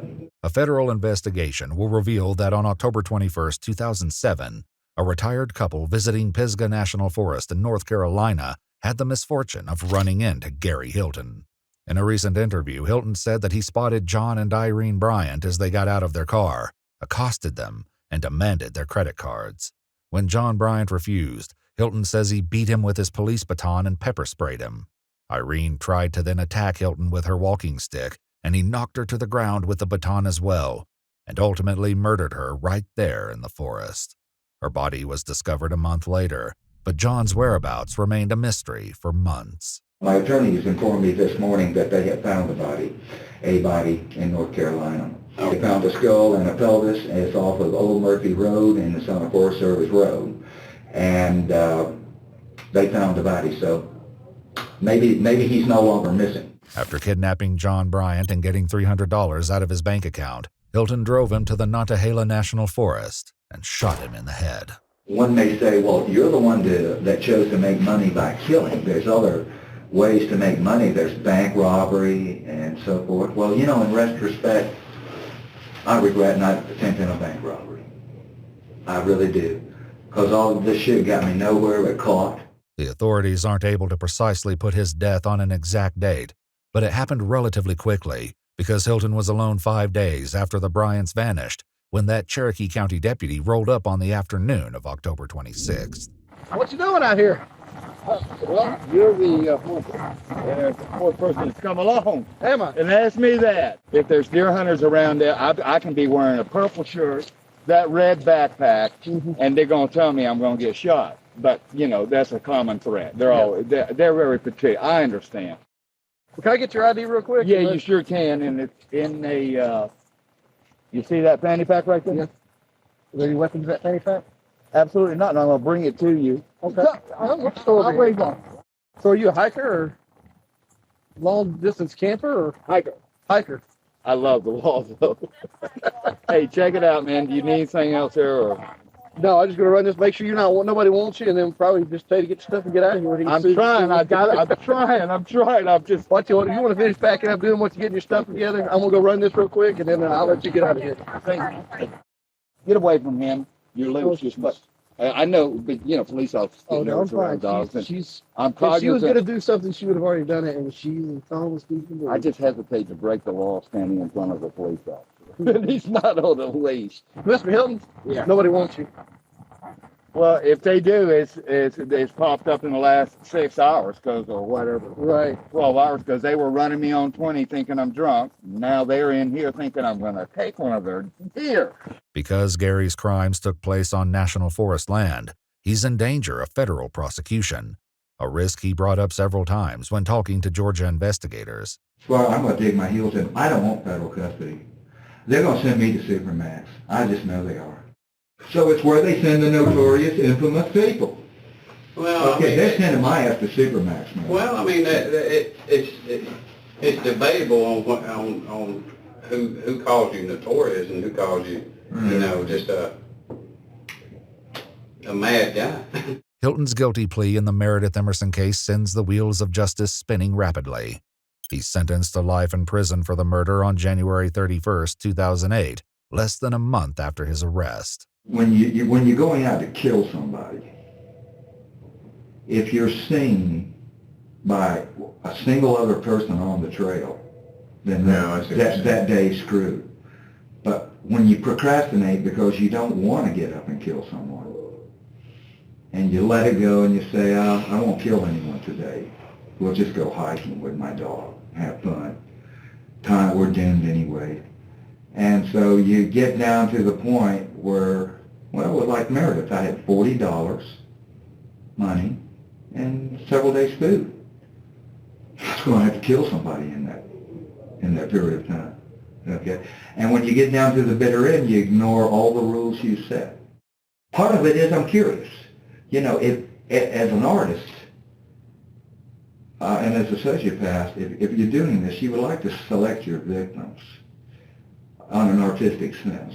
But when you get down, you procrastinate and someone's got to fall. You know what I mean? But nevertheless, I want to know them and to see what, you know, who I have got rather than just a faceless person you're going to kill. Again, I'm remorseful over Meredith because just for the fact that, if nothing else, she drove a Chevy Cavalier. I can't tell you how much I respect that. Why is that? Why yelp he's going to drive a little cheap white Chevy Cavalier? I asked her why, and she told me sensible reasons and everything. I respected her to no end for that. Yeah. She didn't have a brain in her head, but hey, neither do you either.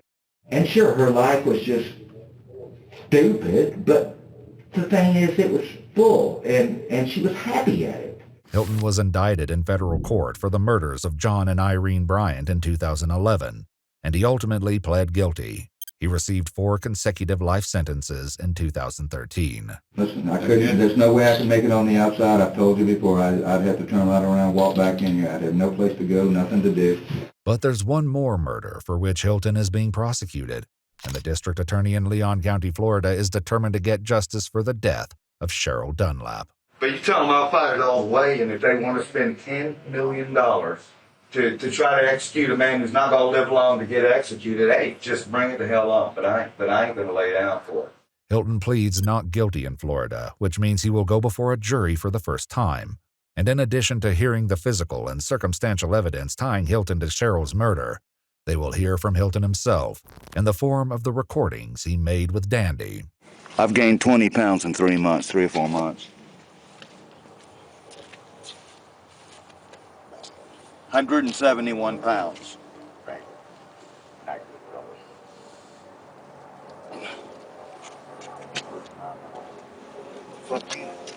You don't get any. But it's not Hilton's seeming attempt at a video blog that prosecutors want the jury to see. It's a recording from December 3rd, 2007, only 2 days after Cheryl Dunlap went missing. You get some good pussy on the big stage for it. She wouldn't be good. That one there. That one there, she was. See, I had stuff hidden. We had it hidden. We had the stuff. We had the guns. There were guns hidden. I killed them with it. We had to kill those bitches. Going down here, and we're going to the park. Yeah, gonna go have a good time. Go to the park. Yeah. But first, I gotta go hide it somewhere else. The jurors also hear mention of a man named Samuel Rail, who was Hilton's lawyer and friend in the 1980s. Rail told Florida investigators that Hilton had been an advisor on a low-budget thriller he produced called Deadly Run. Hilton, he said, was the one who came up with the movie's premise: a serial killer who releases women into the woods so he can hunt them down and kill them like prey. Despite all this, Hilton appears to be confident about his chances when he spoke to another prisoner in the Leon County Jail. Man, the guy chopped a woman up, killed her dog up in Georgia and all that too, ain't you? Yeah, man, so you crazy or what? No, not crazy. I looked at him, he's got a little evil grin. I said, you gonna play the crazy card, ain't you? But the evidence against Hilton is powerful. Investigators have found Cheryl Dunlap's DNA in Hilton's van, and while they were never able to positively identify the bone fragments from the burn pit, they discover a cigarette butt at the campsite with Hilton's DNA. The jury's decision is unanimous. In April 2011, Gary Michael Hilton was found guilty of first-degree murder, kidnapping, and grand theft. In a 2025 interview, Hilton confessed to Cheryl Dunlap's murder for the first time, saying he abducted her off the trails in Leon Sinks Geological Park because he was running low on food. After running her ATM card several times over the coming days, he ended her life with a gunshot to the back of the head. The judge hands him the one sentence he's been trying desperately to avoid: death.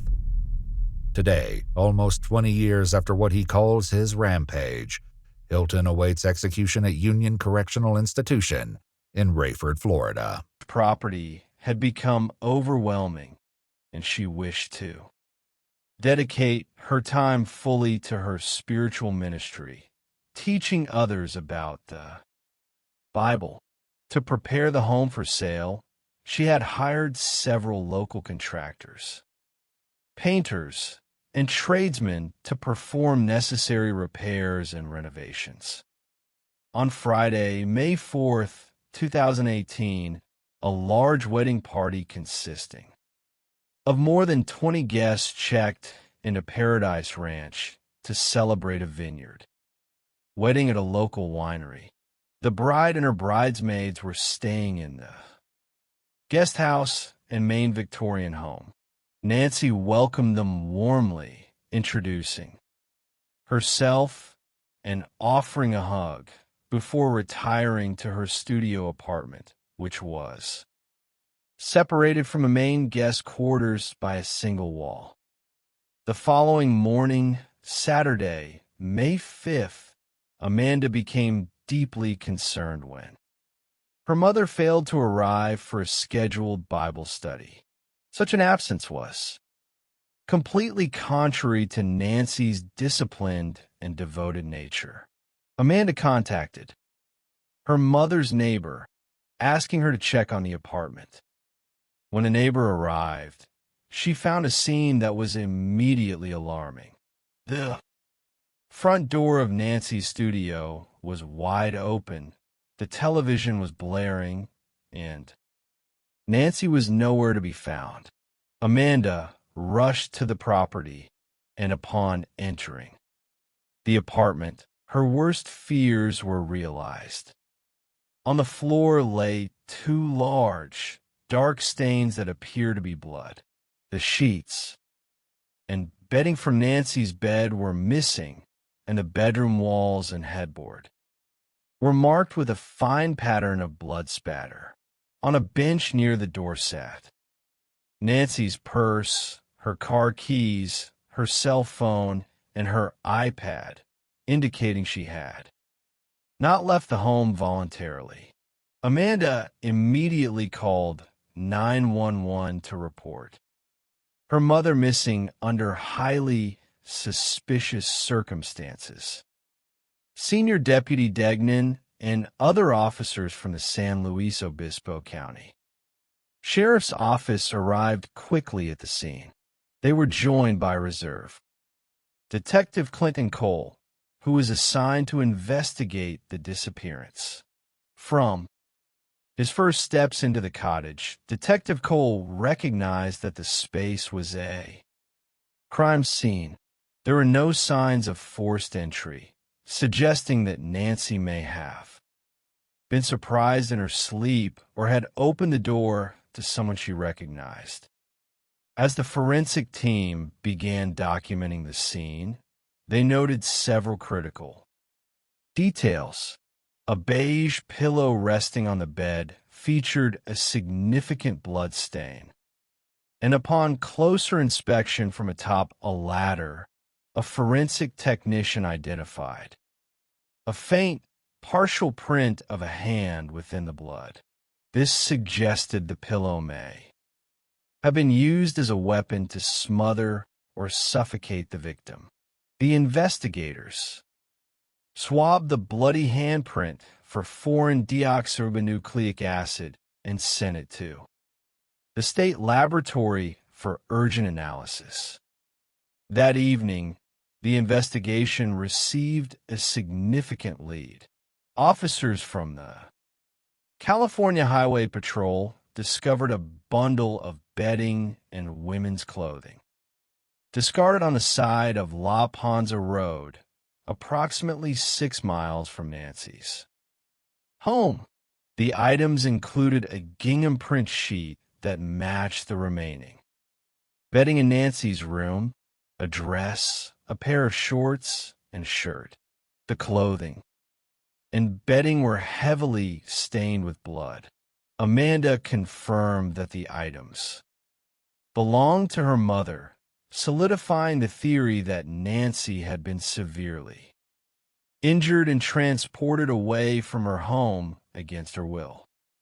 The presence of over 20 wedding guests on the property created a highly complex investigative challenge. These individuals had ready access to the estate and represented an immediate pool of potential suspects. Detective Cole and his team spent hours interviewing every guest, seeking to establish a detailed timeline of their movements. The wedding party had attended a rehearsal dinner at a local winery on Friday evening, returning to Paradise Ranch around 10:30 in the evening and retiring to bed by midnight. The bride, sleeping in the guest room directly adjacent to Nancy's apartment, had worn earplugs and reported hearing absolutely nothing during the night.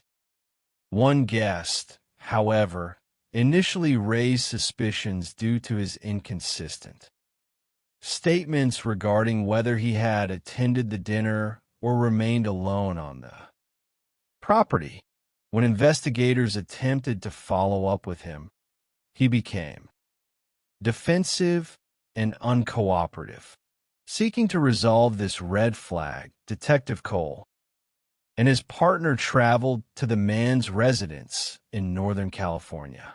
Upon their arrival, the guest's attitude had changed. He was highly cooperative, provided photograph evidence confirming his presence at the rehearsal dinner, and voluntarily provided a deoxyribonucleic acid sample, which successfully cleared him of any involvement. With the wedding guests eliminated as suspects, investigators focused on the numerous contractors who had worked on the property. Amanda identified 2 individuals of interest. The first was Sean Bloom, a general contractor who had recently been fired by Nancy after a heated dispute over the quality of his work and outstanding payments. Bloom had threatened legal action, and his animosity toward Nancy was well documented in a series of tense text messages. The second individual was Carlo Fuentes Flores, a 38-year-old local painter who had spent several weeks painting the exterior decks and trim of the main Victorian home. When initially contacted by telephone, Fuentes Flores was highly polite and cooperative, expressing sadness over Nancy's disappearance and recalling her kindness in offering him homemade tamales while he worked. As the days passed without a breakthrough, The community grew anxious, and the family endured agonizing uncertainty. Search and rescue teams utilizing helicopters, canine units, and ground searchers scoured the rugged foothills and dry riverbeds surrounding El Faro Road, but found no trace of Nancy. A critical analytical breakthrough occurred when investigators examined Nancy's telephone records. They discovered that an attempted 911 call had been placed from her cell phone at exactly 12:17 in the morning on Saturday, May 5th. The call had lasted for 0 seconds, indicating it had been abruptly terminated or blocked almost immediately after dialing. This provided investigators with an exact time stamp of when the assault had occurred. Shortly thereafter, the State Crime Laboratory delivered 2 major pieces of information. First, the laboratory had isolated an unknown male deoxyribonucleic acid profile from the bloody handprint on Nancy's pillow. However, a search of the combined deoxyribonucleic acid index system returned no matches, meaning the perpetrator had no prior felony record. Second, Sean Bloom voluntarily provided his deoxyribonucleic acid, which did not match the profile on the pillow, officially clearing him of suspicion. Faced with a stalling investigation, the sheriff's office decided to deploy a highly sophisticated investigative technique, geofencing. This process involves securing a warrant to obtain anonymous location data from Google for any mobile devices that were active within a specific geographical boundary during a defined time frame. When the geofence data returned, investigators analyzed the coordinates surrounding Nancy's cottage. Amidst the devices belonging to the sleeping wedding guests, they identified a single mobile device that had pinged near Nancy's studio at 1:33 in the morning and again at 1:52 in the morning. Investigators secured a subsequent warrant to identify the subscriber associated with that device. The name returned was Carlo Fuentes Flores. This revelation shocked the investigators. Fuentes Flores was a family man with a wife and a young daughter, possessing no criminal record in either the United States of America or Mexico. He was widely regarded by his employers and clients as a quiet, tidy, and exceptionally polite professional.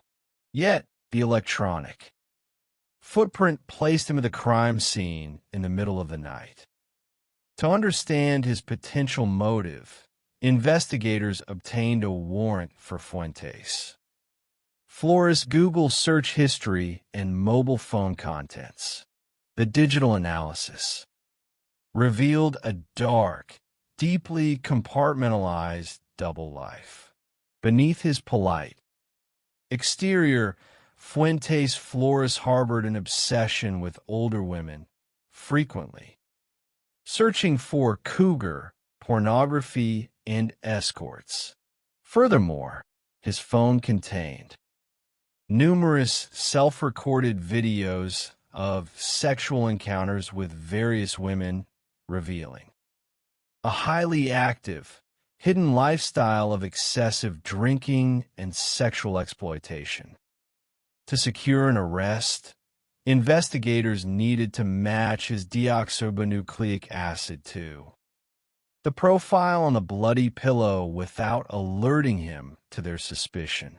A Specialized surveillance team followed Fuentes Flores as he went about his daily routine. When he sat down for lunch with his wife at a local restaurant, an undercover officer watched as he drank from a glass bottle of Coca-Cola. As soon as the couple departed, the officer retrieved the discarded bottle from the table. The laboratory analysis was swift and conclusive. The deoxyribonucleic acid from the Coca-Cola bottle was an identical match to the profile found in the bloody handprint on Nancy's pillow. On the morning of the interrogation, Detective Cole and his partner, Dave, sat across from Carlo Fuentes Flores in a small interview room at the Templeton Sheriff's Station. They began by asking routine questions about his painting work at Paradise Ranch, prompting him to confirm his familiarity with the property and his interactions with Nancy. Fuentes Flores maintained his polite, cooperative demeanor, reiterating that he had only heard of her disappearance from his boss. When Detective Cole asked directly if he was involved in her disappearance, Fuentes Flores denied it calmly. At that moment, the detectives shifted their strategy, informing him that they possessed conclusive forensic evidence placing him in Nancy's bedroom on the night she vanished. The psychological shift was visible. Fuentes Flores' posture slumped, his breathing became shallow, and he confessed that he had made a mistake. However, he initially attempted to minimize his actions, fabricating a story that he had returned to the property in the middle of the night to retrieve a ladder for a job the next day. He claimed that as he was backing up his truck, he accidentally struck Nancy, who had walked up behind him in the dark. He claimed he carried her into her apartment to help her, where she subsequently collapsed and died. The detectives remained skeptical of this explanation, pointing out that an accidental collision would not account for the extensive blood spatter in the bedroom or the foreign deoxyribonucleic acid on her bedding. Under continued questioning, Fuentes Flores' narrative dissolved. He admitted that he had entered her apartment with the intent to assault her, believing she had been flirting with him when she offered him tamales. He admitted that he struck her to quiet her, raped her, and subsequently suffocated her with her pillow to prevent her from identifying him.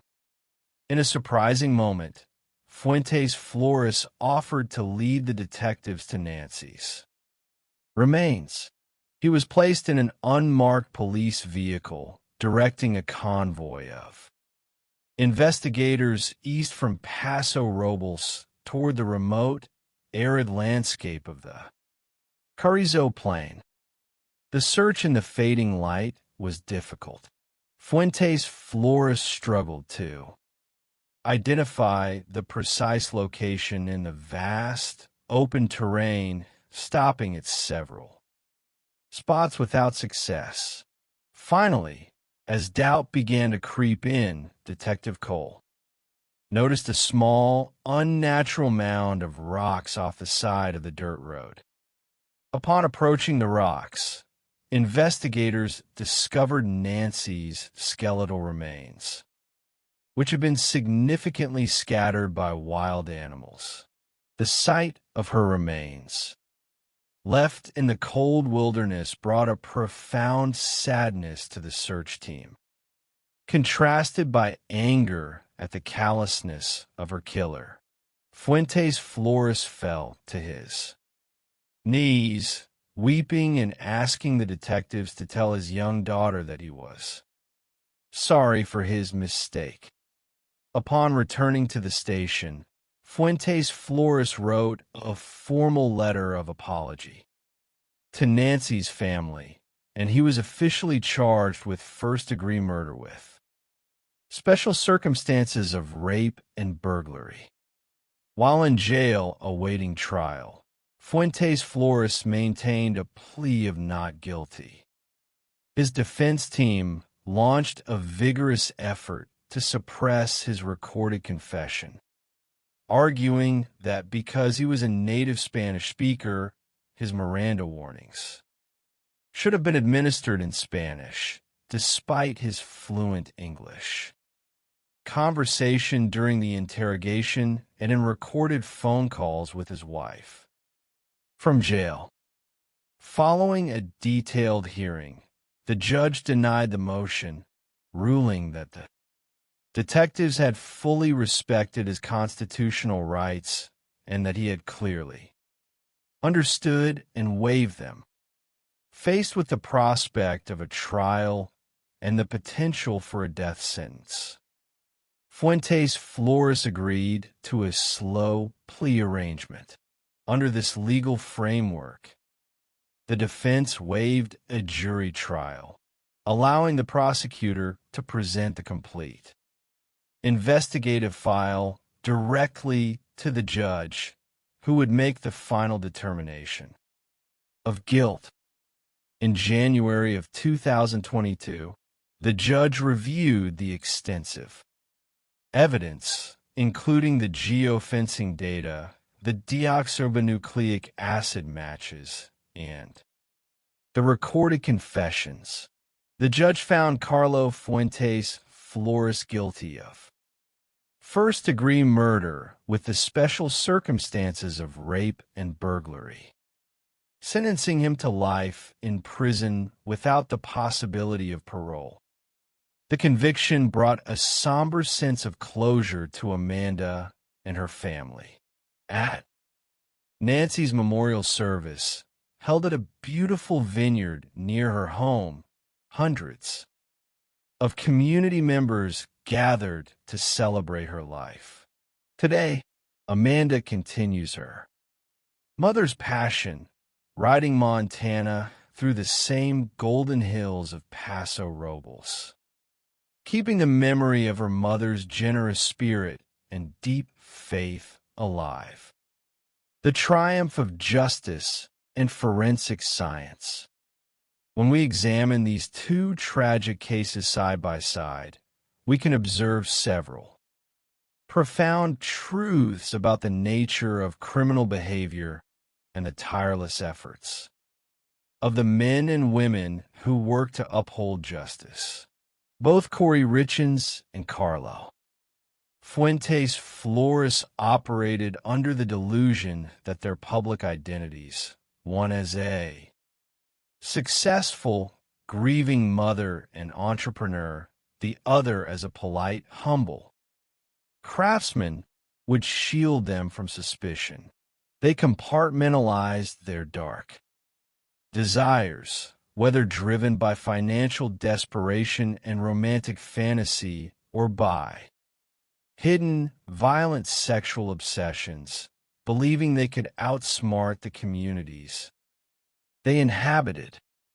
Yet in both instances, their downfalls were secured by the meticulous application of modern forensic techniques. In Utah, the science of toxicology exposed the presence of street-level fentanyl, dismantling the narrative of a sudden natural death, while digital forensics uncovered the damning text. Messages that established a clear timeline of intent. In California, the emerging technology of geofencing allowed investigators to construct a virtual net over a remote property, identifying a single anonymous device that shattered a killer's anonymity, while deoxyribonucleic acid analysis provided the irrefutable physical link to the crime scene. These cases stand as a testament to the dedication of local law enforcement, who refused to accept superficial explanations and pursued every lead with integrity. And empathy, they also served to honor the memories of the victims. Eric Richins, a devoted father whose love for his children remains protected, and Nancy Woodrum, a woman of deep faith and kindness whose legacy continues to inspire her family and community. In the end, these narratives remind us that while evil may seek to hide behind a mask of normalcy, the persistent pursuit of truth and the power of human justice will ultimately prevail. The duality of the human psyche and the illusion of grief. In the study of criminal psychology, one of the most compelling and deeply disturbing phenomena is the concept of the curated persona. Human beings are inherently social creatures, capable of constructing elaborate outward-facing identities that project warmth, success, empathy, and moral rectitude. Yet, beneath these carefully manicured surfaces can lie a starkly different reality, driven by cold calculation, desperation, and an absence of empathy. To a criminal psychologist, the contrast between who a person claims to be and what their actions reveal is where the truth resides. This analysis explores two distinct cases of tragic loss, deceptive behaviors, and the painstaking, brilliant work of modern law enforcement. Both narratives unfold in scenic, tight-knit communities where such dark acts seem entirely out of place. The first takes us to the snow-dusted peaks of Summit County, Utah, where a wife and mother of 3 boys attempted to write her own narrative of grief while hiding a trail of financial devastation and lethal betrayal. The second leads us to the sun-drenched vineyards and oak-lined roads of Paso Robles, California, where a beloved community pillar vanished from her sanctuary, prompting an investigation that pushed the boundaries of modern forensic technology. By analyzing these cases, we do not merely seek to recount the details of crime. Rather, we examine the subtle psychological fractures, the behavioral anomalies, and the tireless dedication of the investigators who refuse to let these mysteries remain unsolved. In doing so, we honor the memory of the victims, Eric Richins and Nancy Woodrum, and observe the slow, inevitable triumph of justice over deception. Part 1. The Silent House in Summit County. In the early morning hours of March 4, 2022, the quiet mountain town of Kamas, Utah, was shattered by a frantic call to emergency services. At exactly 3 o'clock in the morning, Corey Richins dialed 911, her voice trembling as she reported that her 39-year-old husband, Eric, was unresponsive, cold to the touch, and not breathing. The emergency dispatcher, trained to handle high-stress situations with calm precision, instructed Corey to begin cardiopulmonary resuscitation. The audio recording of that call captures the rhythmic, desperate countdown of the chest. Compressions. 1, 2, 3, 4. Count out loud so I can hear you, the dispatcher urged, attempting to keep the caller focused on the life-saving Measures.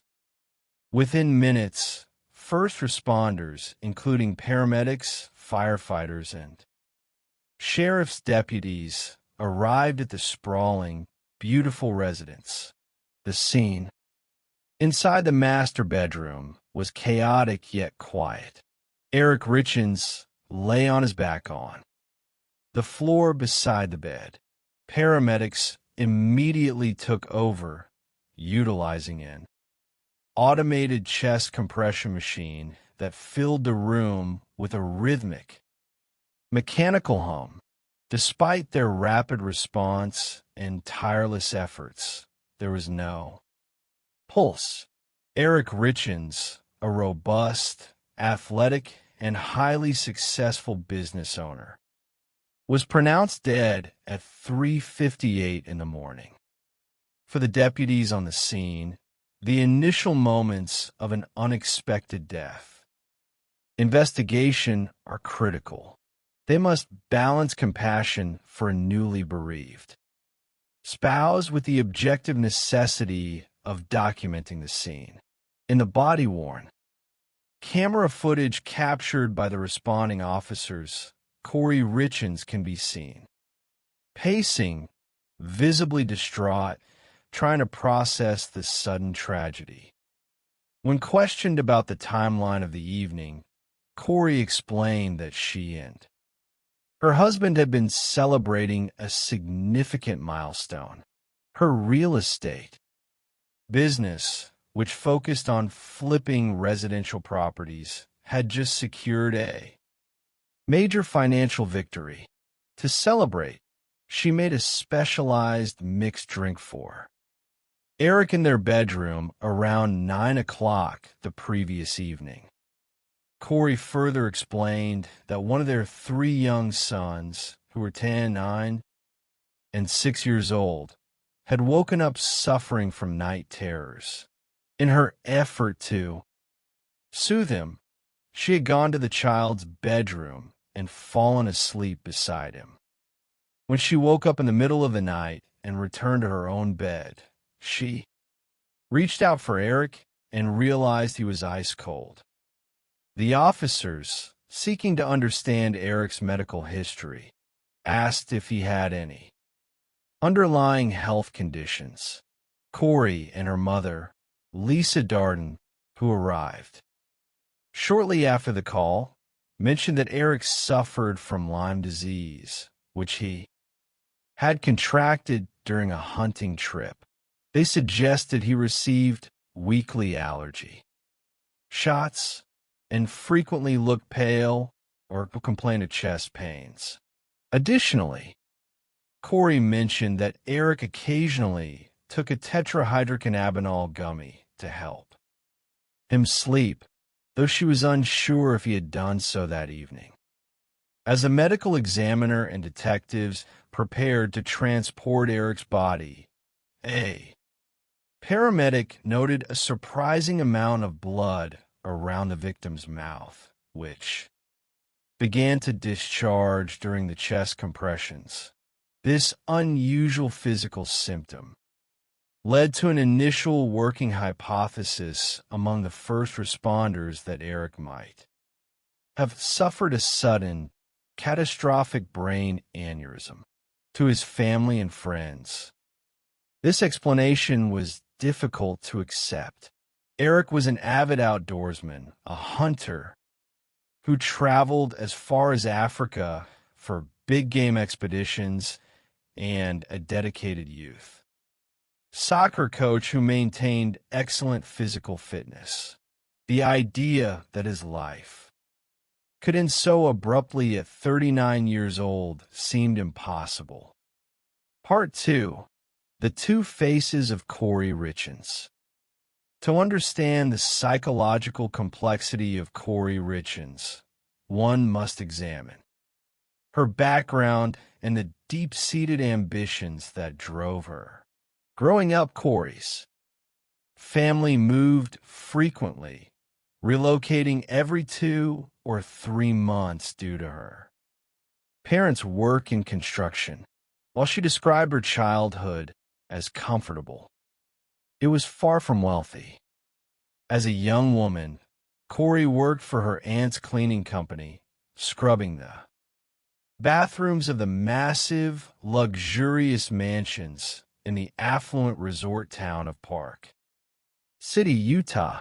It was during these years that a powerful ambition took root. Corey dreamed that she would not always be the one cleaning these beautiful homes. She wanted to be the one who owned them.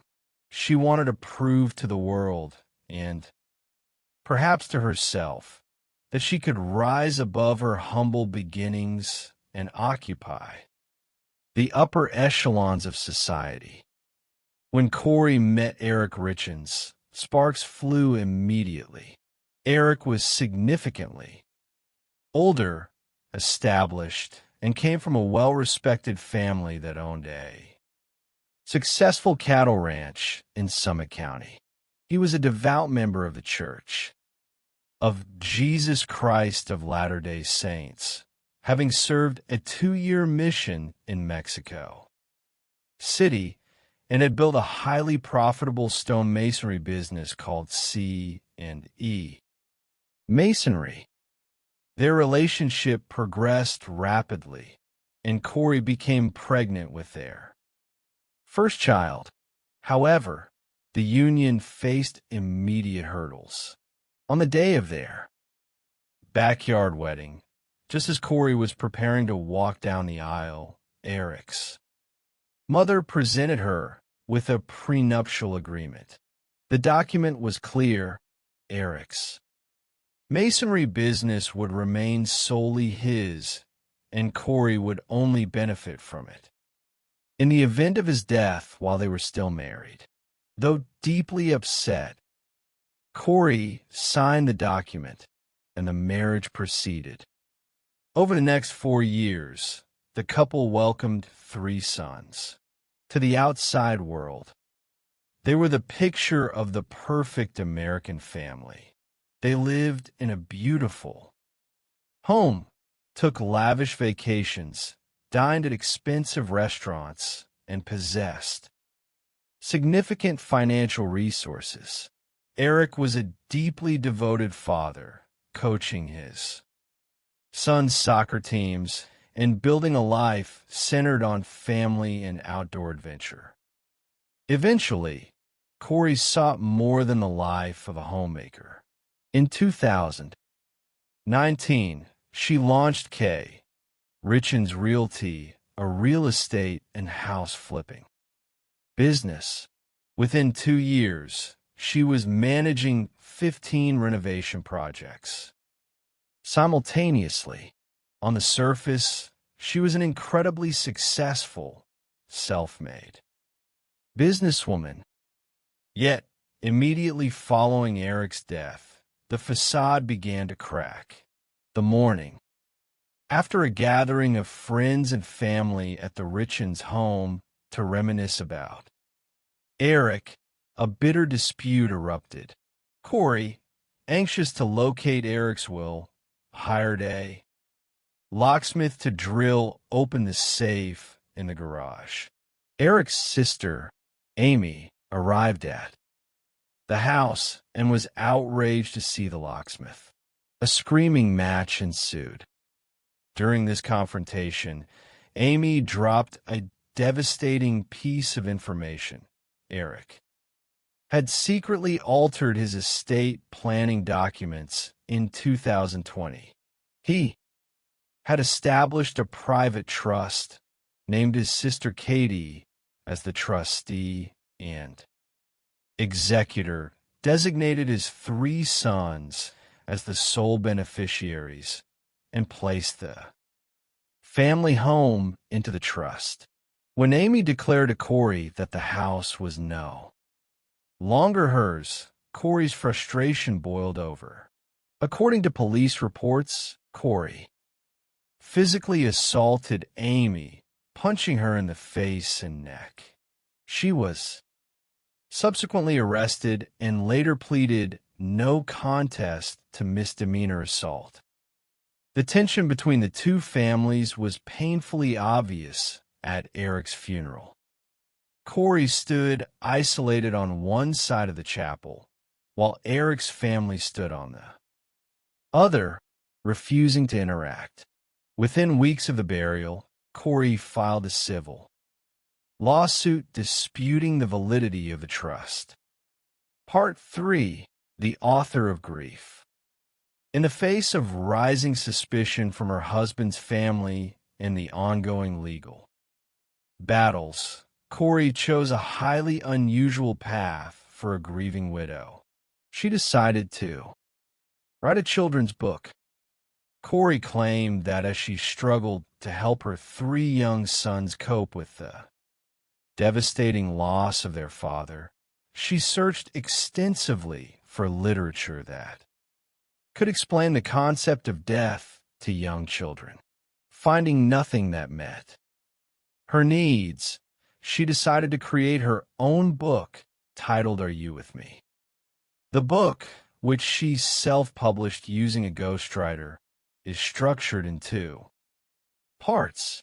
The first half is written from the perspective of a young boy who wonders if his deceased father is still present in his life, watching his soccer games and supporting him from afar. The second half of the book shifts to the perspective of the deceased father, offering comforting assurances that he is indeed still there, clapping and cheering for his son, even if he cannot be seen. Corey dedicated the book to her amazing husband and wonderful father, featuring an illustration of their family of 5, complete with their dog. In March of 2023, 1 year after Eric's death, Corey embarked on a public relations campaign, appearing on local television and radio programs to promote the book and share her journey as a grieving widow. To the viewers of programs like Good Things Utah, Corey appeared to be a courageous, vulnerable young mother doing her best to navigate a terrible tragedy. She spoke movingly about the difficulty of the nighttime hours and the importance of establishing routines to help children process grief. The hosts praised her strength and thanked her for creating a resource that would help other families. However, the public narrative took a sudden, shocking turn just days after her television appearance.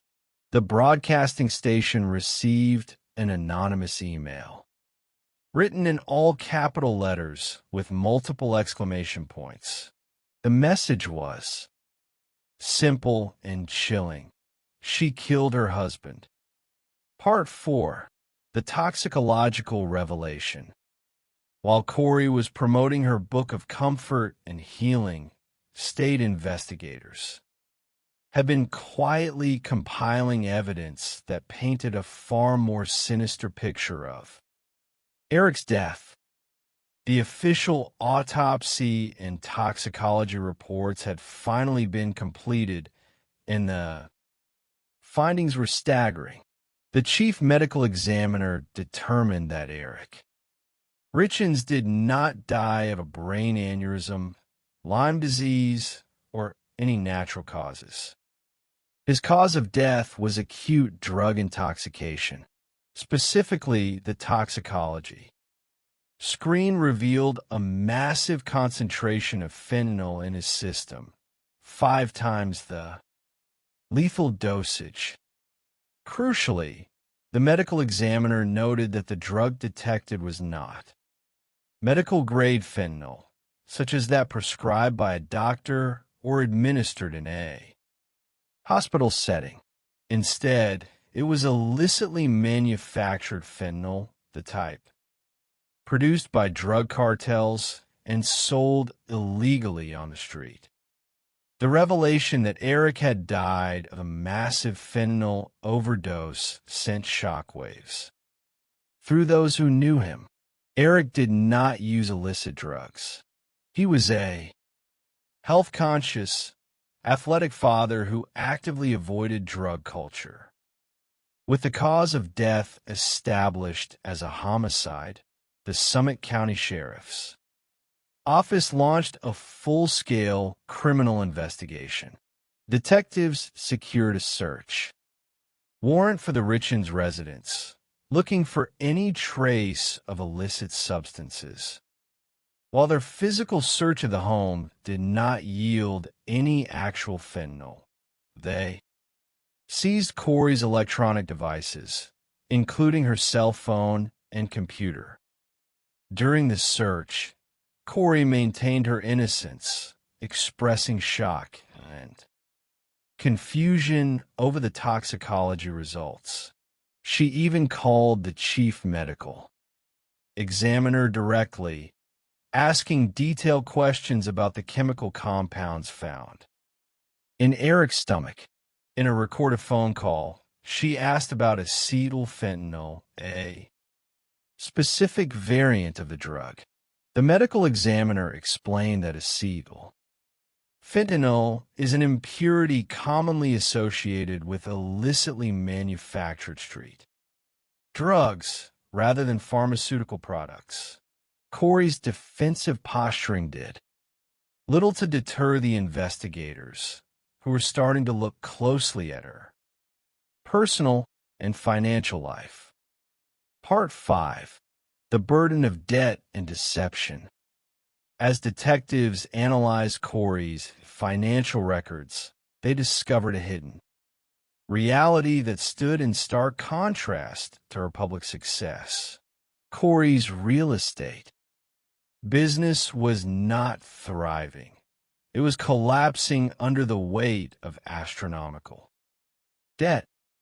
At the time of Eric's death, Corey was in the process of attempting her most ambitious project yet, the purchase of a massive, unfinished luxury estate in Midway, Utah, valued at nearly $3 million.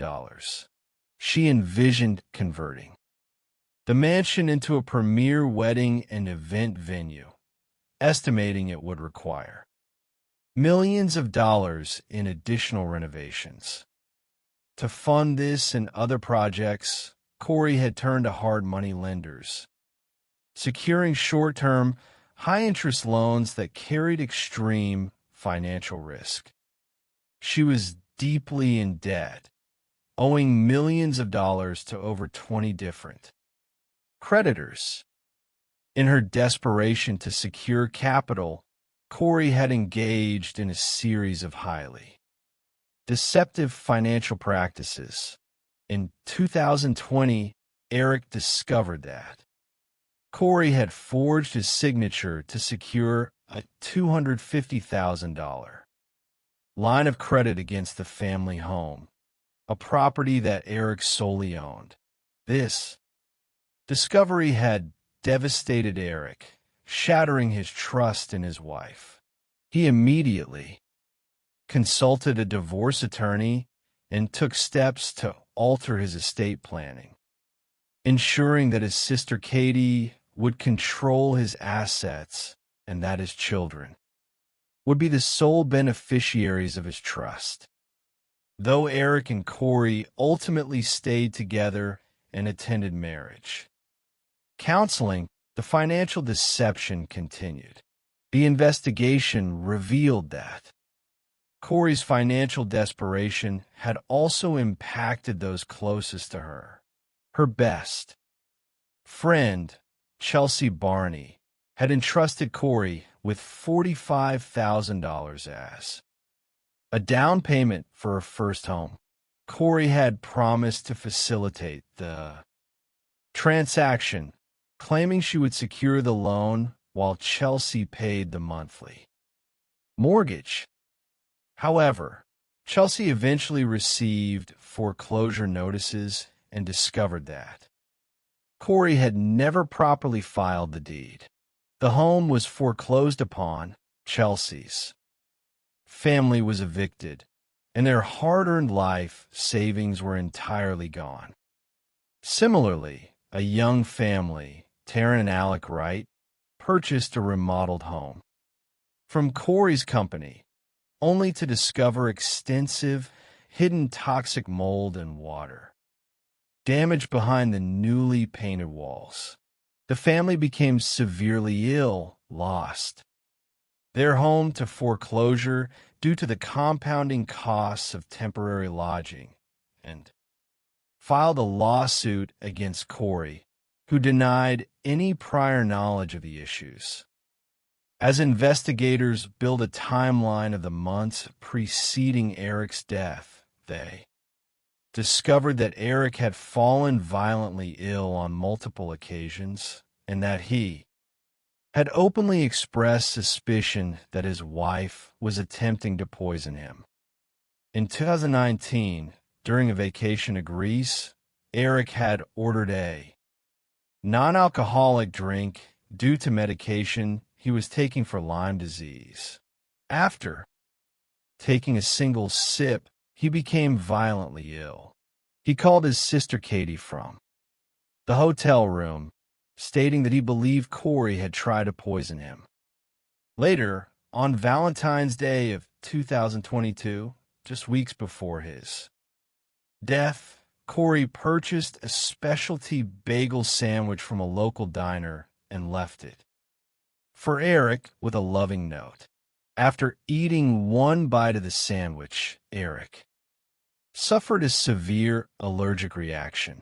He was forced to use his son's epinephrine auto-injector, take a massive dose of antihistamines, and sleep for several hours. When he woke up, he sent a text message to a close friend stating, "You almost lost me this time. I think she might have poisoned me." Part 6. The Drug Link and the Secret Life. To secure an indictment for murder, investigators needed to establish a direct link between Corey Richins and the illicit fentanyl that ended Eric's life.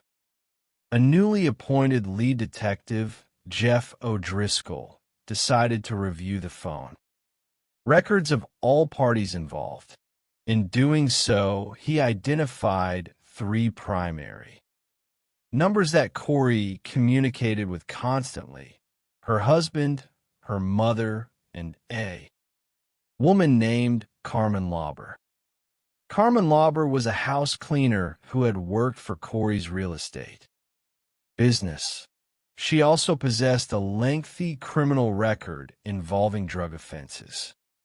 Recognizing her as a potential source of illicit substances, Detective O'Driscoll conducted a targeted search of Carmen's trash, discovering drug paraphernalia. This provided the necessary probable cause to secure a search warrant for Carmen's residence. During the search of Carmen's home, deputies made 2 significant discoveries: an illegal firearm, which Carmen was prohibited from possessing as a convicted felon, and a copy of Eric Richins' obituary taped to her vanity mirror. Facing the prospect of decades in federal prison for the firearm and drug charges, Carmen agreed to cooperate with the prosecution. She revealed to detectives that Corey had contacted her on 2 separate occasions in early 2022, specifically requesting strong pain medication, which she referred to as the Michael Jackson stuff. Carmen admitted that she procured fentanyl pills from a local dealer named Robert Crozier and delivered them to Corey.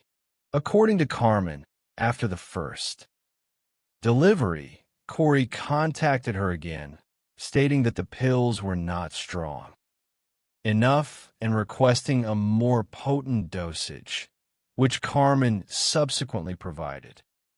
The timing of these transactions was highly incriminating. Phone records showed an exchange of 30 text messages between Corey and Carmen on Valentine's Day. the very day of the poisoned sandwich. Furthermore, another delivery of pills occurred on February 26, just days before Eric's sudden death. As investigators dug deeper into Corey's digital communications, they uncovered a completely separate motive for the crime, a long-term, passionate extramarital affair. For several years, Corey had been involved with a 41-year-old handyman named Robert Josh Grossman. Josh was a combat veteran who had served in Iraq and was living a transient lifestyle, often couch surfing or working for free in exchange for lodging and support from Corey. The text messages between Corey and Josh, which spanned months, revealed a deeply emotional and romantic connection, while Josh expressed intense, sometimes naive affection. Corey used the relationship to project her dream of a future where they would live together at the Midway Mansion, operating the event center and raising children. Crucially, on the Wednesday before Eric's death, Corey sent a text to Josh, pleading with him to be patient. "Hang in there until Friday," she wrote. "Life is going to be different, I promise." Friday was the day Eric Richins died. Part 7. The Jailhouse Letters and the Courtroom Battle.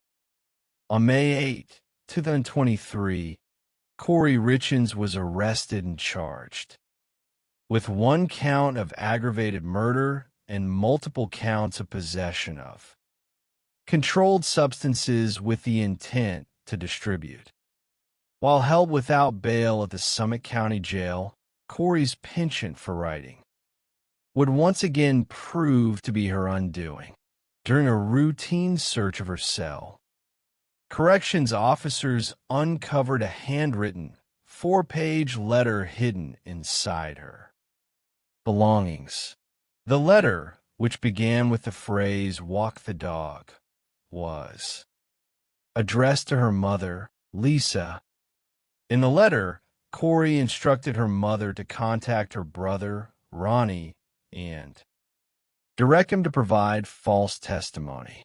She laid out a specific narrative for Ronnie to deliver, suggesting he should claim that Eric had admitted to obtaining pain pills and fentanyl from Mexico through ranch workers. The prosecution immediately filed charges of witness tampering, arguing that the letter was a clear attempt to fabricate evidence and influence witnesses. Corey's defense team argued that the letter was merely a draft of a fictional manuscript she was writing, but the court found the explanation highly implausible. The preliminary hearings and subsequent bail hearings presented a mountain of circumstantial and forensic evidence to the public. Among the most damaging revelations were Corey's internet search history recovered from her phone. In the days and weeks following her husband's death, and after learning that law enforcement was investigating, Corey had searched for terms such as luxury, prisons for the rich in America. Can cops uncover deleted messages on iPhone? If someone is poisoned, what does it go down on the death certificate as, and what is a lethal dose of fentanyl? In May of 2024, Corey's original defense attorney withdrew from the case due to a conflict of interest. She was replaced by 2 experienced public defenders, Kathy Nestor and Wendy Lewis. Shortly after their appointment, Corey released a recorded audio statement to the media asserting her innocence and claiming she had only ever sought to protect Eric. When the trial finally began in the small mountain courthouse near Park City, the courtroom was packed with media, family members, and curious onlookers. The jury consisted of 8 members, 6 men and 2 women. The prosecutor, Brad Bloodworth, delivered a direct and powerful opening statement detailing Corey's staggering debt of over $4,500,000, her unhappy marriage, her affair, and her calculated decision to murder her husband for financial gain. The defense countered by playing the emotional 911 call, arguing that the state's case was entirely circumstantial and lacked any direct forensic evidence showing how the fentanyl had actually been administered to Eric. The prosecution's case lasted 13 days and featured powerful testimony. Eric's sister, Katie, recounted the devastating phone call from her father on the morning of Eric's death. Carmen Lauber took the stand, weeping as she admitted to her role in procuring the lethal drugs and expressing her desire to take accountability for her actions. The most anticipated witness was Corey's former lover, Josh Grossman. Visibly uncomfortable and emotional, Josh confirmed their affair and the authenticity of the romantic text messages. He recounted a chilling conversation that took place in the weeks following Eric's death. While sitting in Corey's car, she had suddenly asked him if he had ever killed anyone during his combat service in Iraq and how it had made him feel. In a stunning tactical decision that shocked the courtroom when the prosecution rested its case, the defense team immediately rested as well, calling 0 witnesses to the stand. They believed the prosecution had failed to meet its high burden of proof. However, the jury thought otherwise.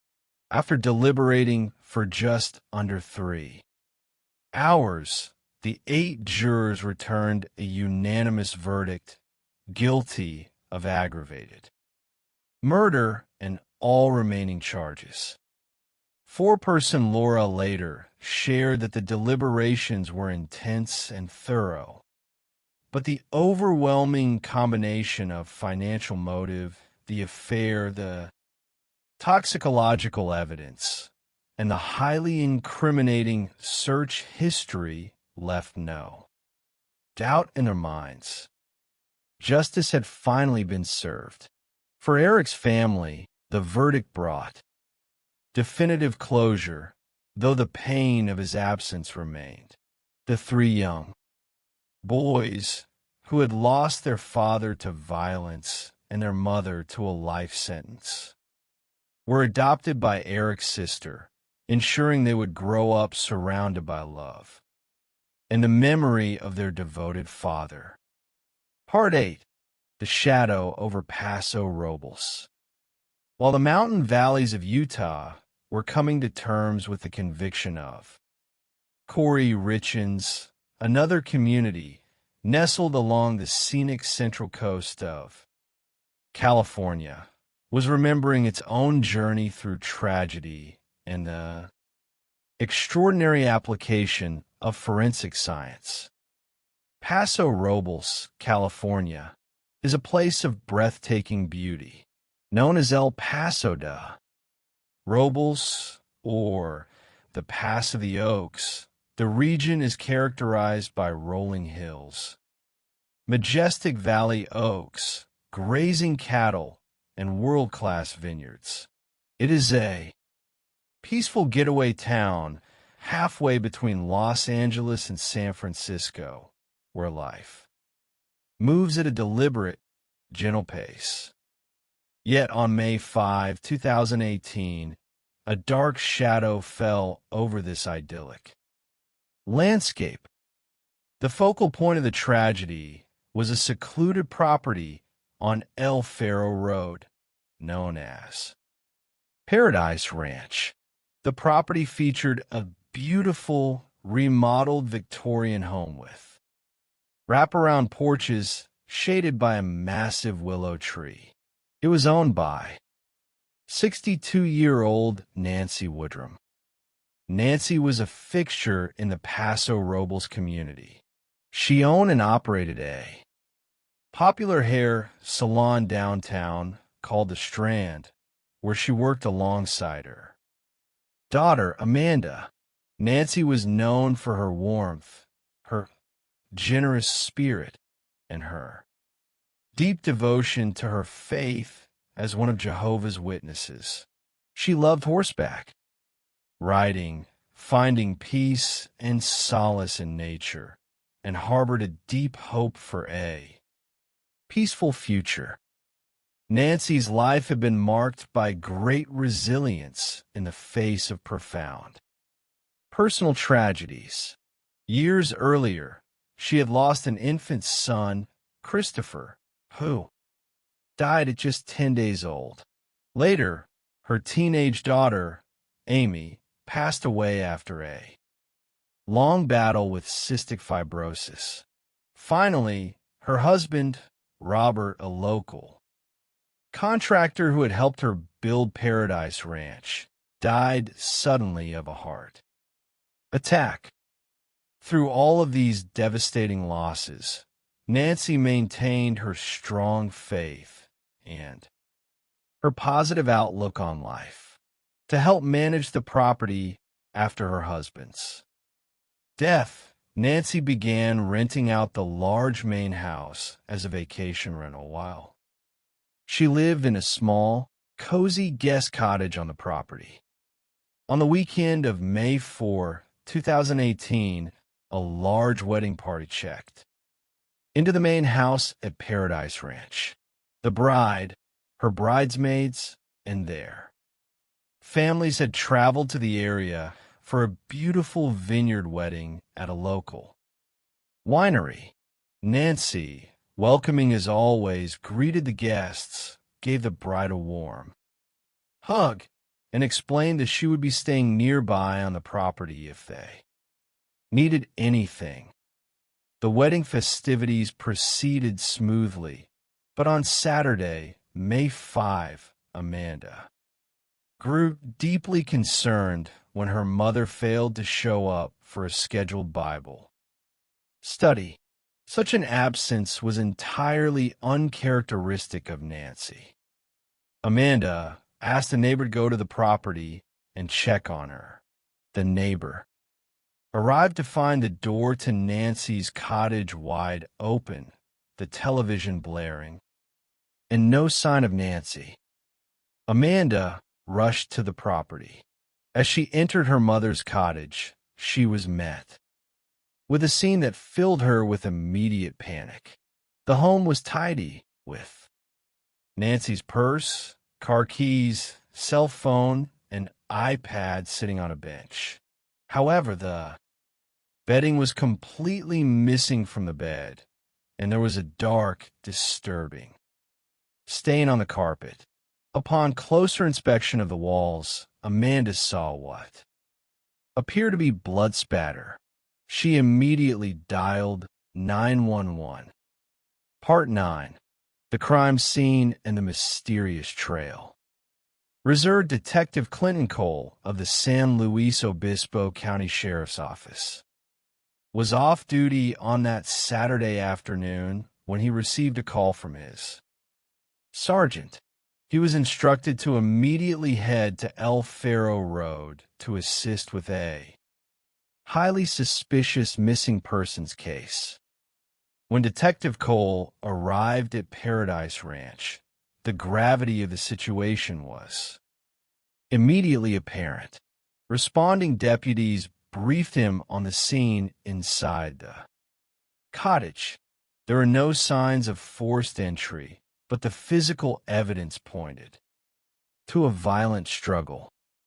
Inside the bedroom, investigators identified 2 large blood stains on the floor.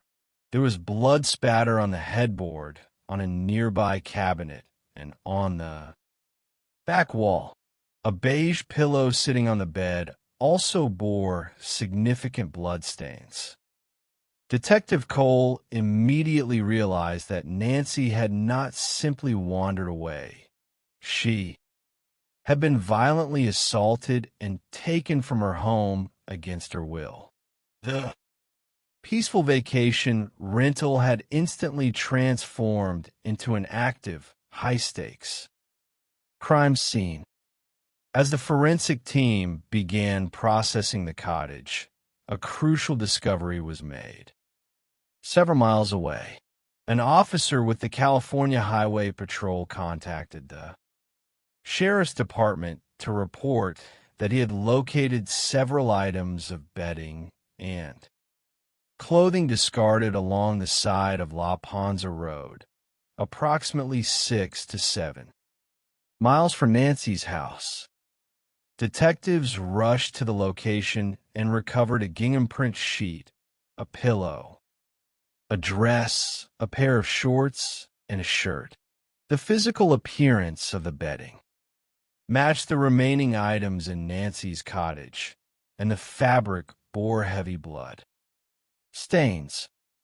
When shown the clothing, Amanda confirmed through tears that the items belonged to her mother. The evidence suggested a terrifying scenario.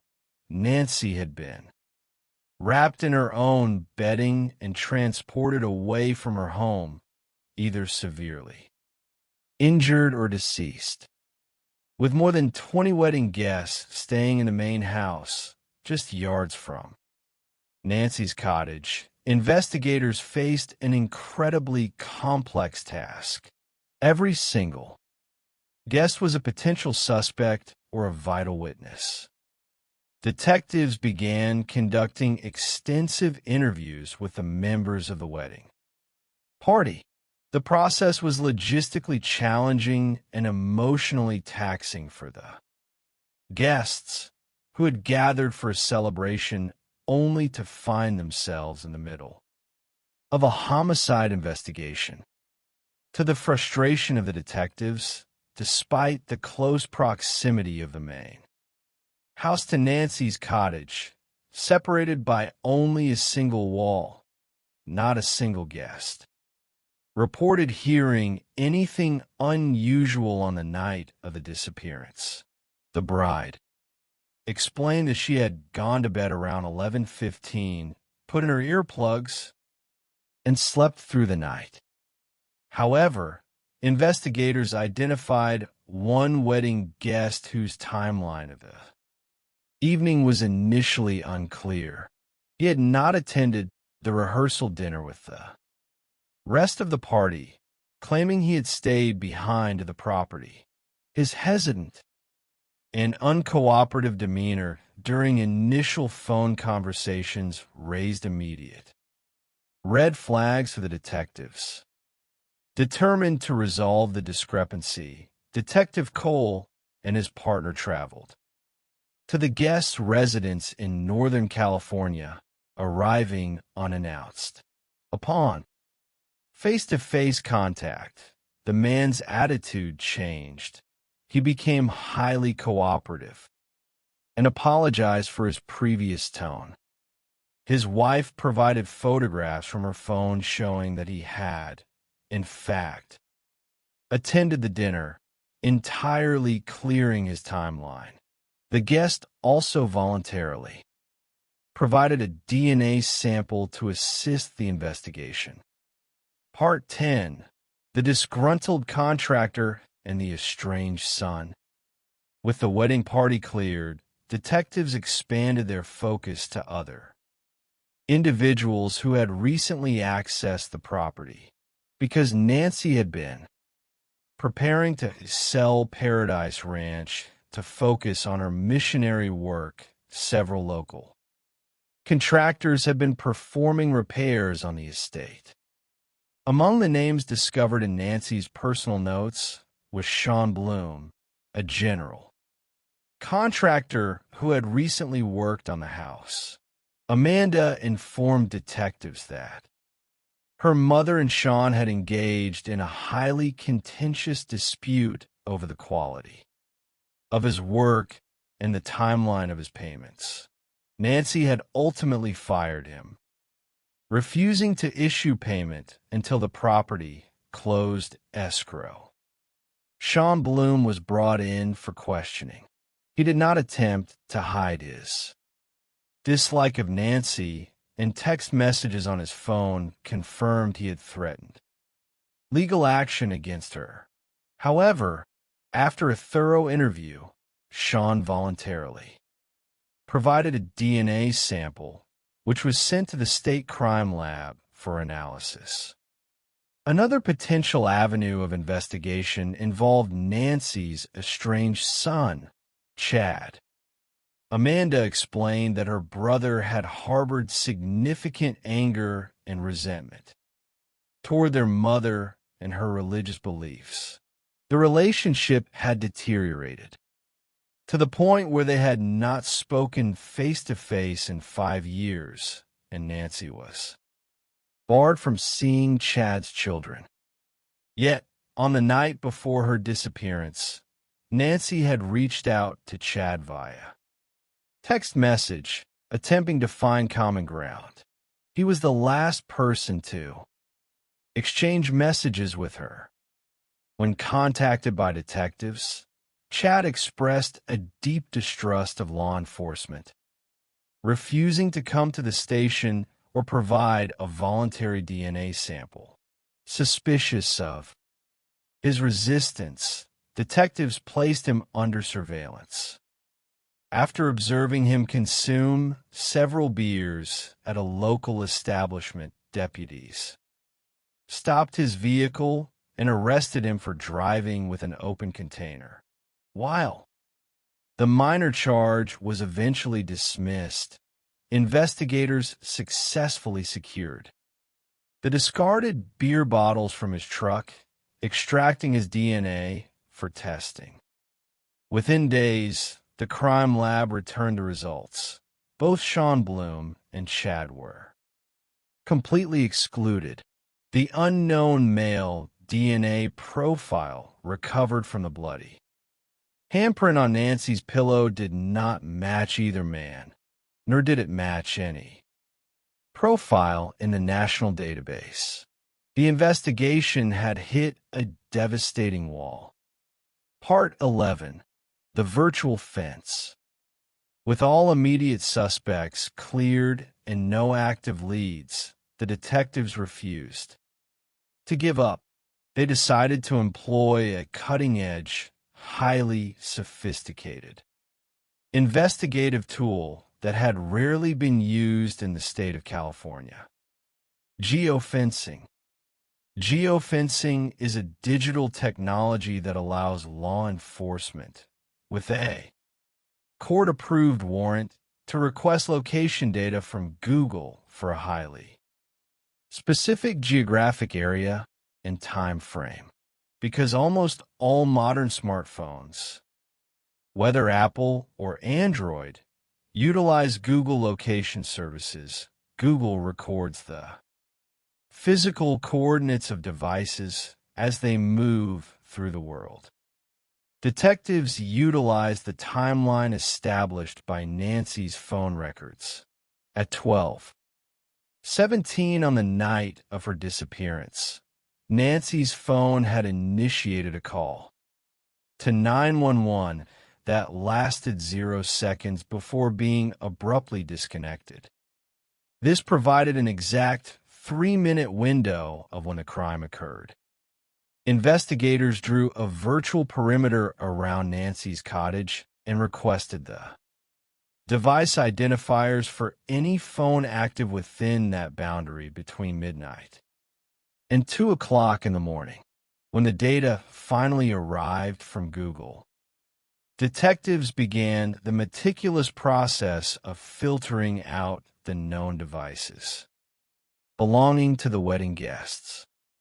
Suddenly, a single unrecognized device identifier caught their attention. The data showed a cell phone active inside Nancy's studio cottage at exactly 1:33 and 1:52 in the morning, the precise time frame when Nancy disappeared. Detectives secured a secondary warrant to obtain the subscriber information associated with that specific device. In November of 2018, the results arrived. The phone belonged to Carlo Fuentes Flores. The name was immediately familiar to the investigators. Carlo Fuentes Flores was a local painter who had been hired to paint the deck and trim of the main house at Paradise Ranch in the weeks prior to the disappearance. To those who knew him, Carlo was a mild-mannered, hard-working family man. He was a devoted father who spoke constantly of his daughter and had worked successfully in the local trades for over 20 years.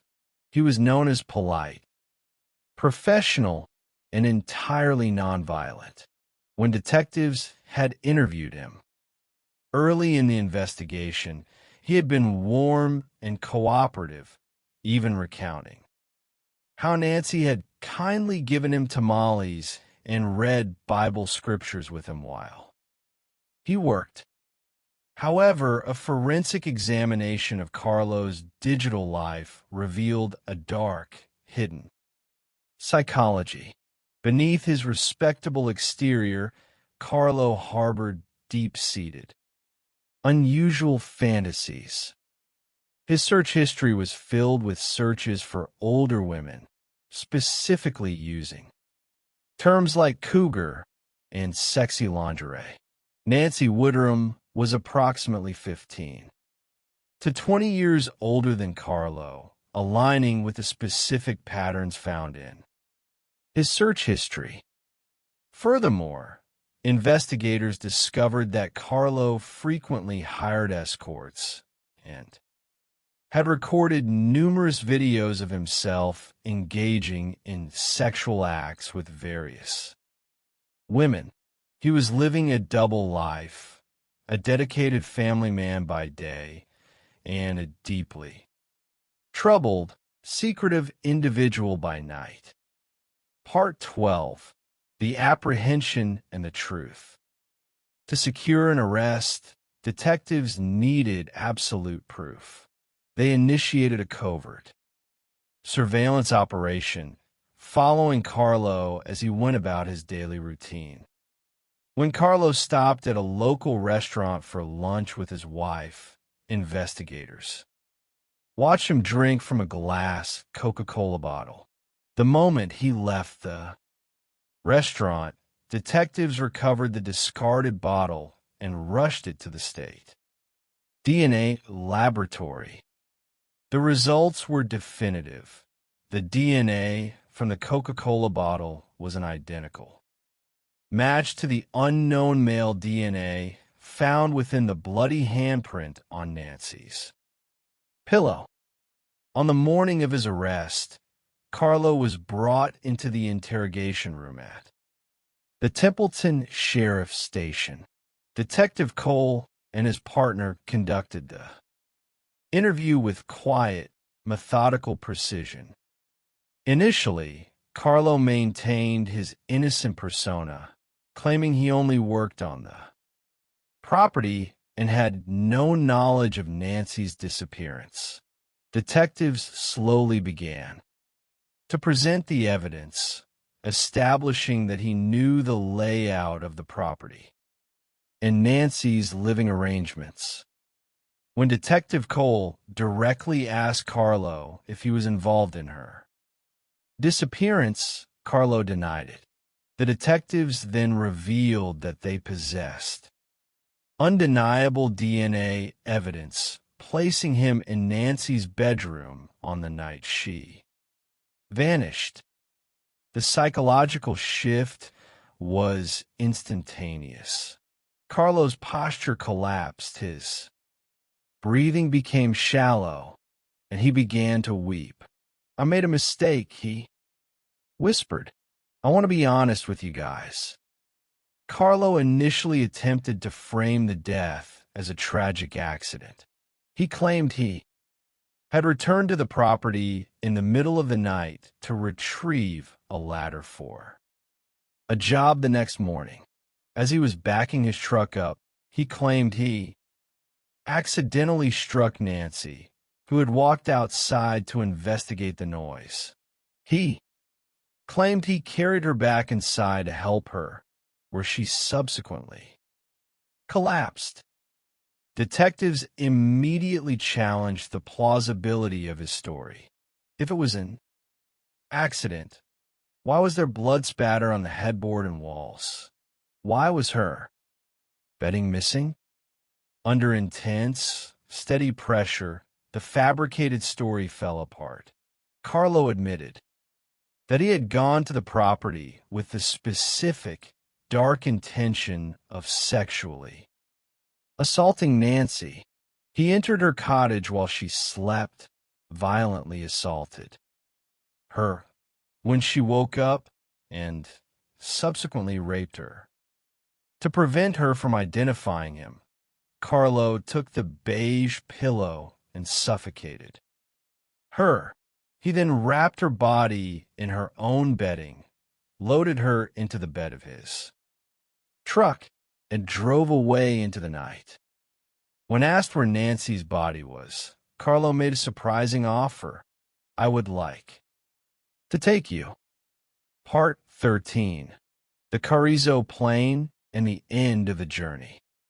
In the custody of the detectives, Carlo directed the caravan of police vehicles east away from the fertile hills of Paso Robles and toward the stark, desolate wilderness of the Carrizo Plain.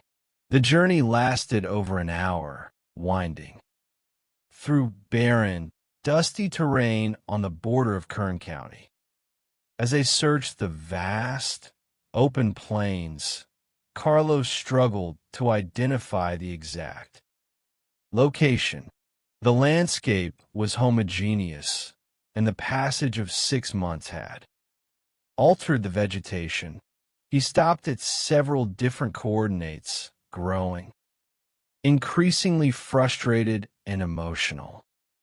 Detective Cole, shivering in the cold desert wind, began to fear that they would never find her. Yet, as he scanned the terrain, he noticed a small, unnatural pile of rocks situated several yards off the road.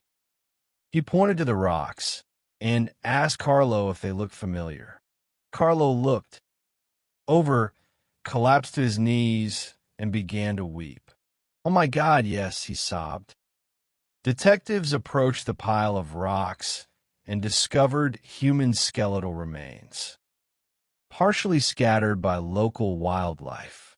The skull and major bones were recovered. Carlo had not even taken the time to bury Nancy. He had simply placed her body on the ground and covered her with a few local rocks before driving away. Upon returning to the station, Carlo wrote a formal letter of apology to Nancy's family, expressing his deep regret for the senseless tragedy he had caused. Though Carlo's defense team attempted to suppress his confession by claiming he did not fully comprehend his Miranda rights in English, the judge denied the motion, noting that Carlo spoke excellent English in his daily life and in recorded phone calls to his wife from jail.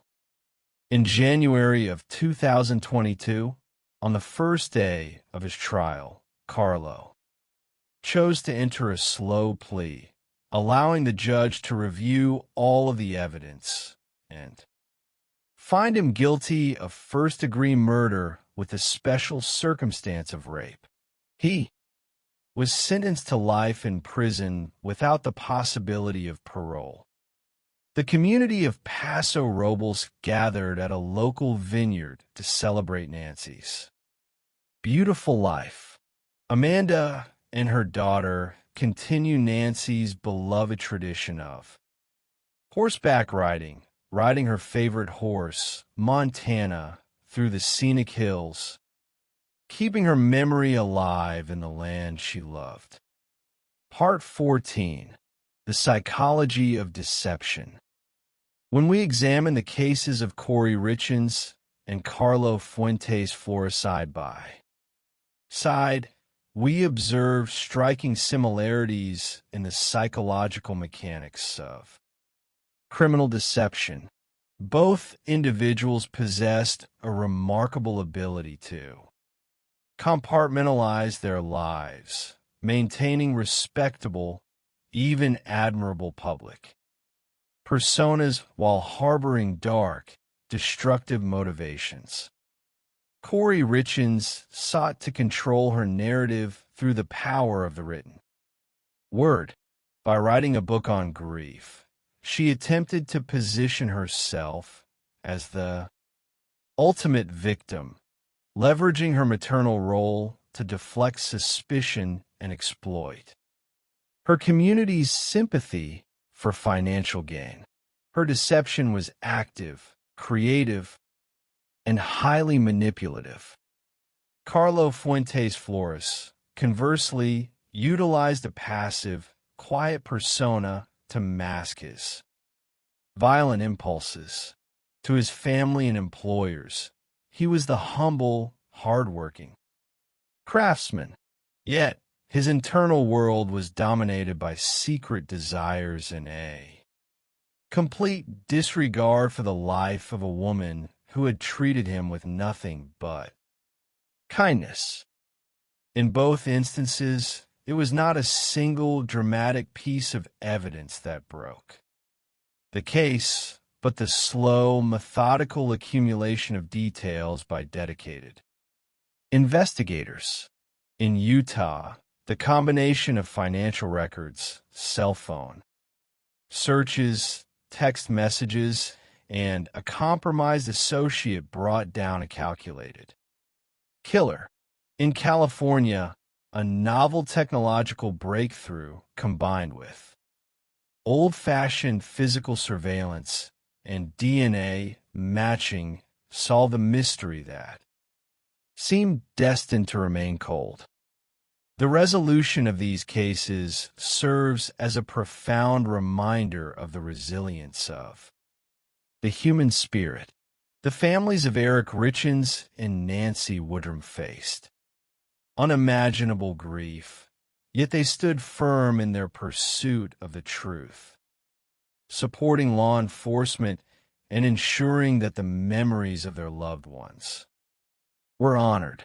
Through their efforts and the tireless work of the justice system, the truth was revealed, proving that even the most carefully constructed deceptions will eventually crumble in the light of justice.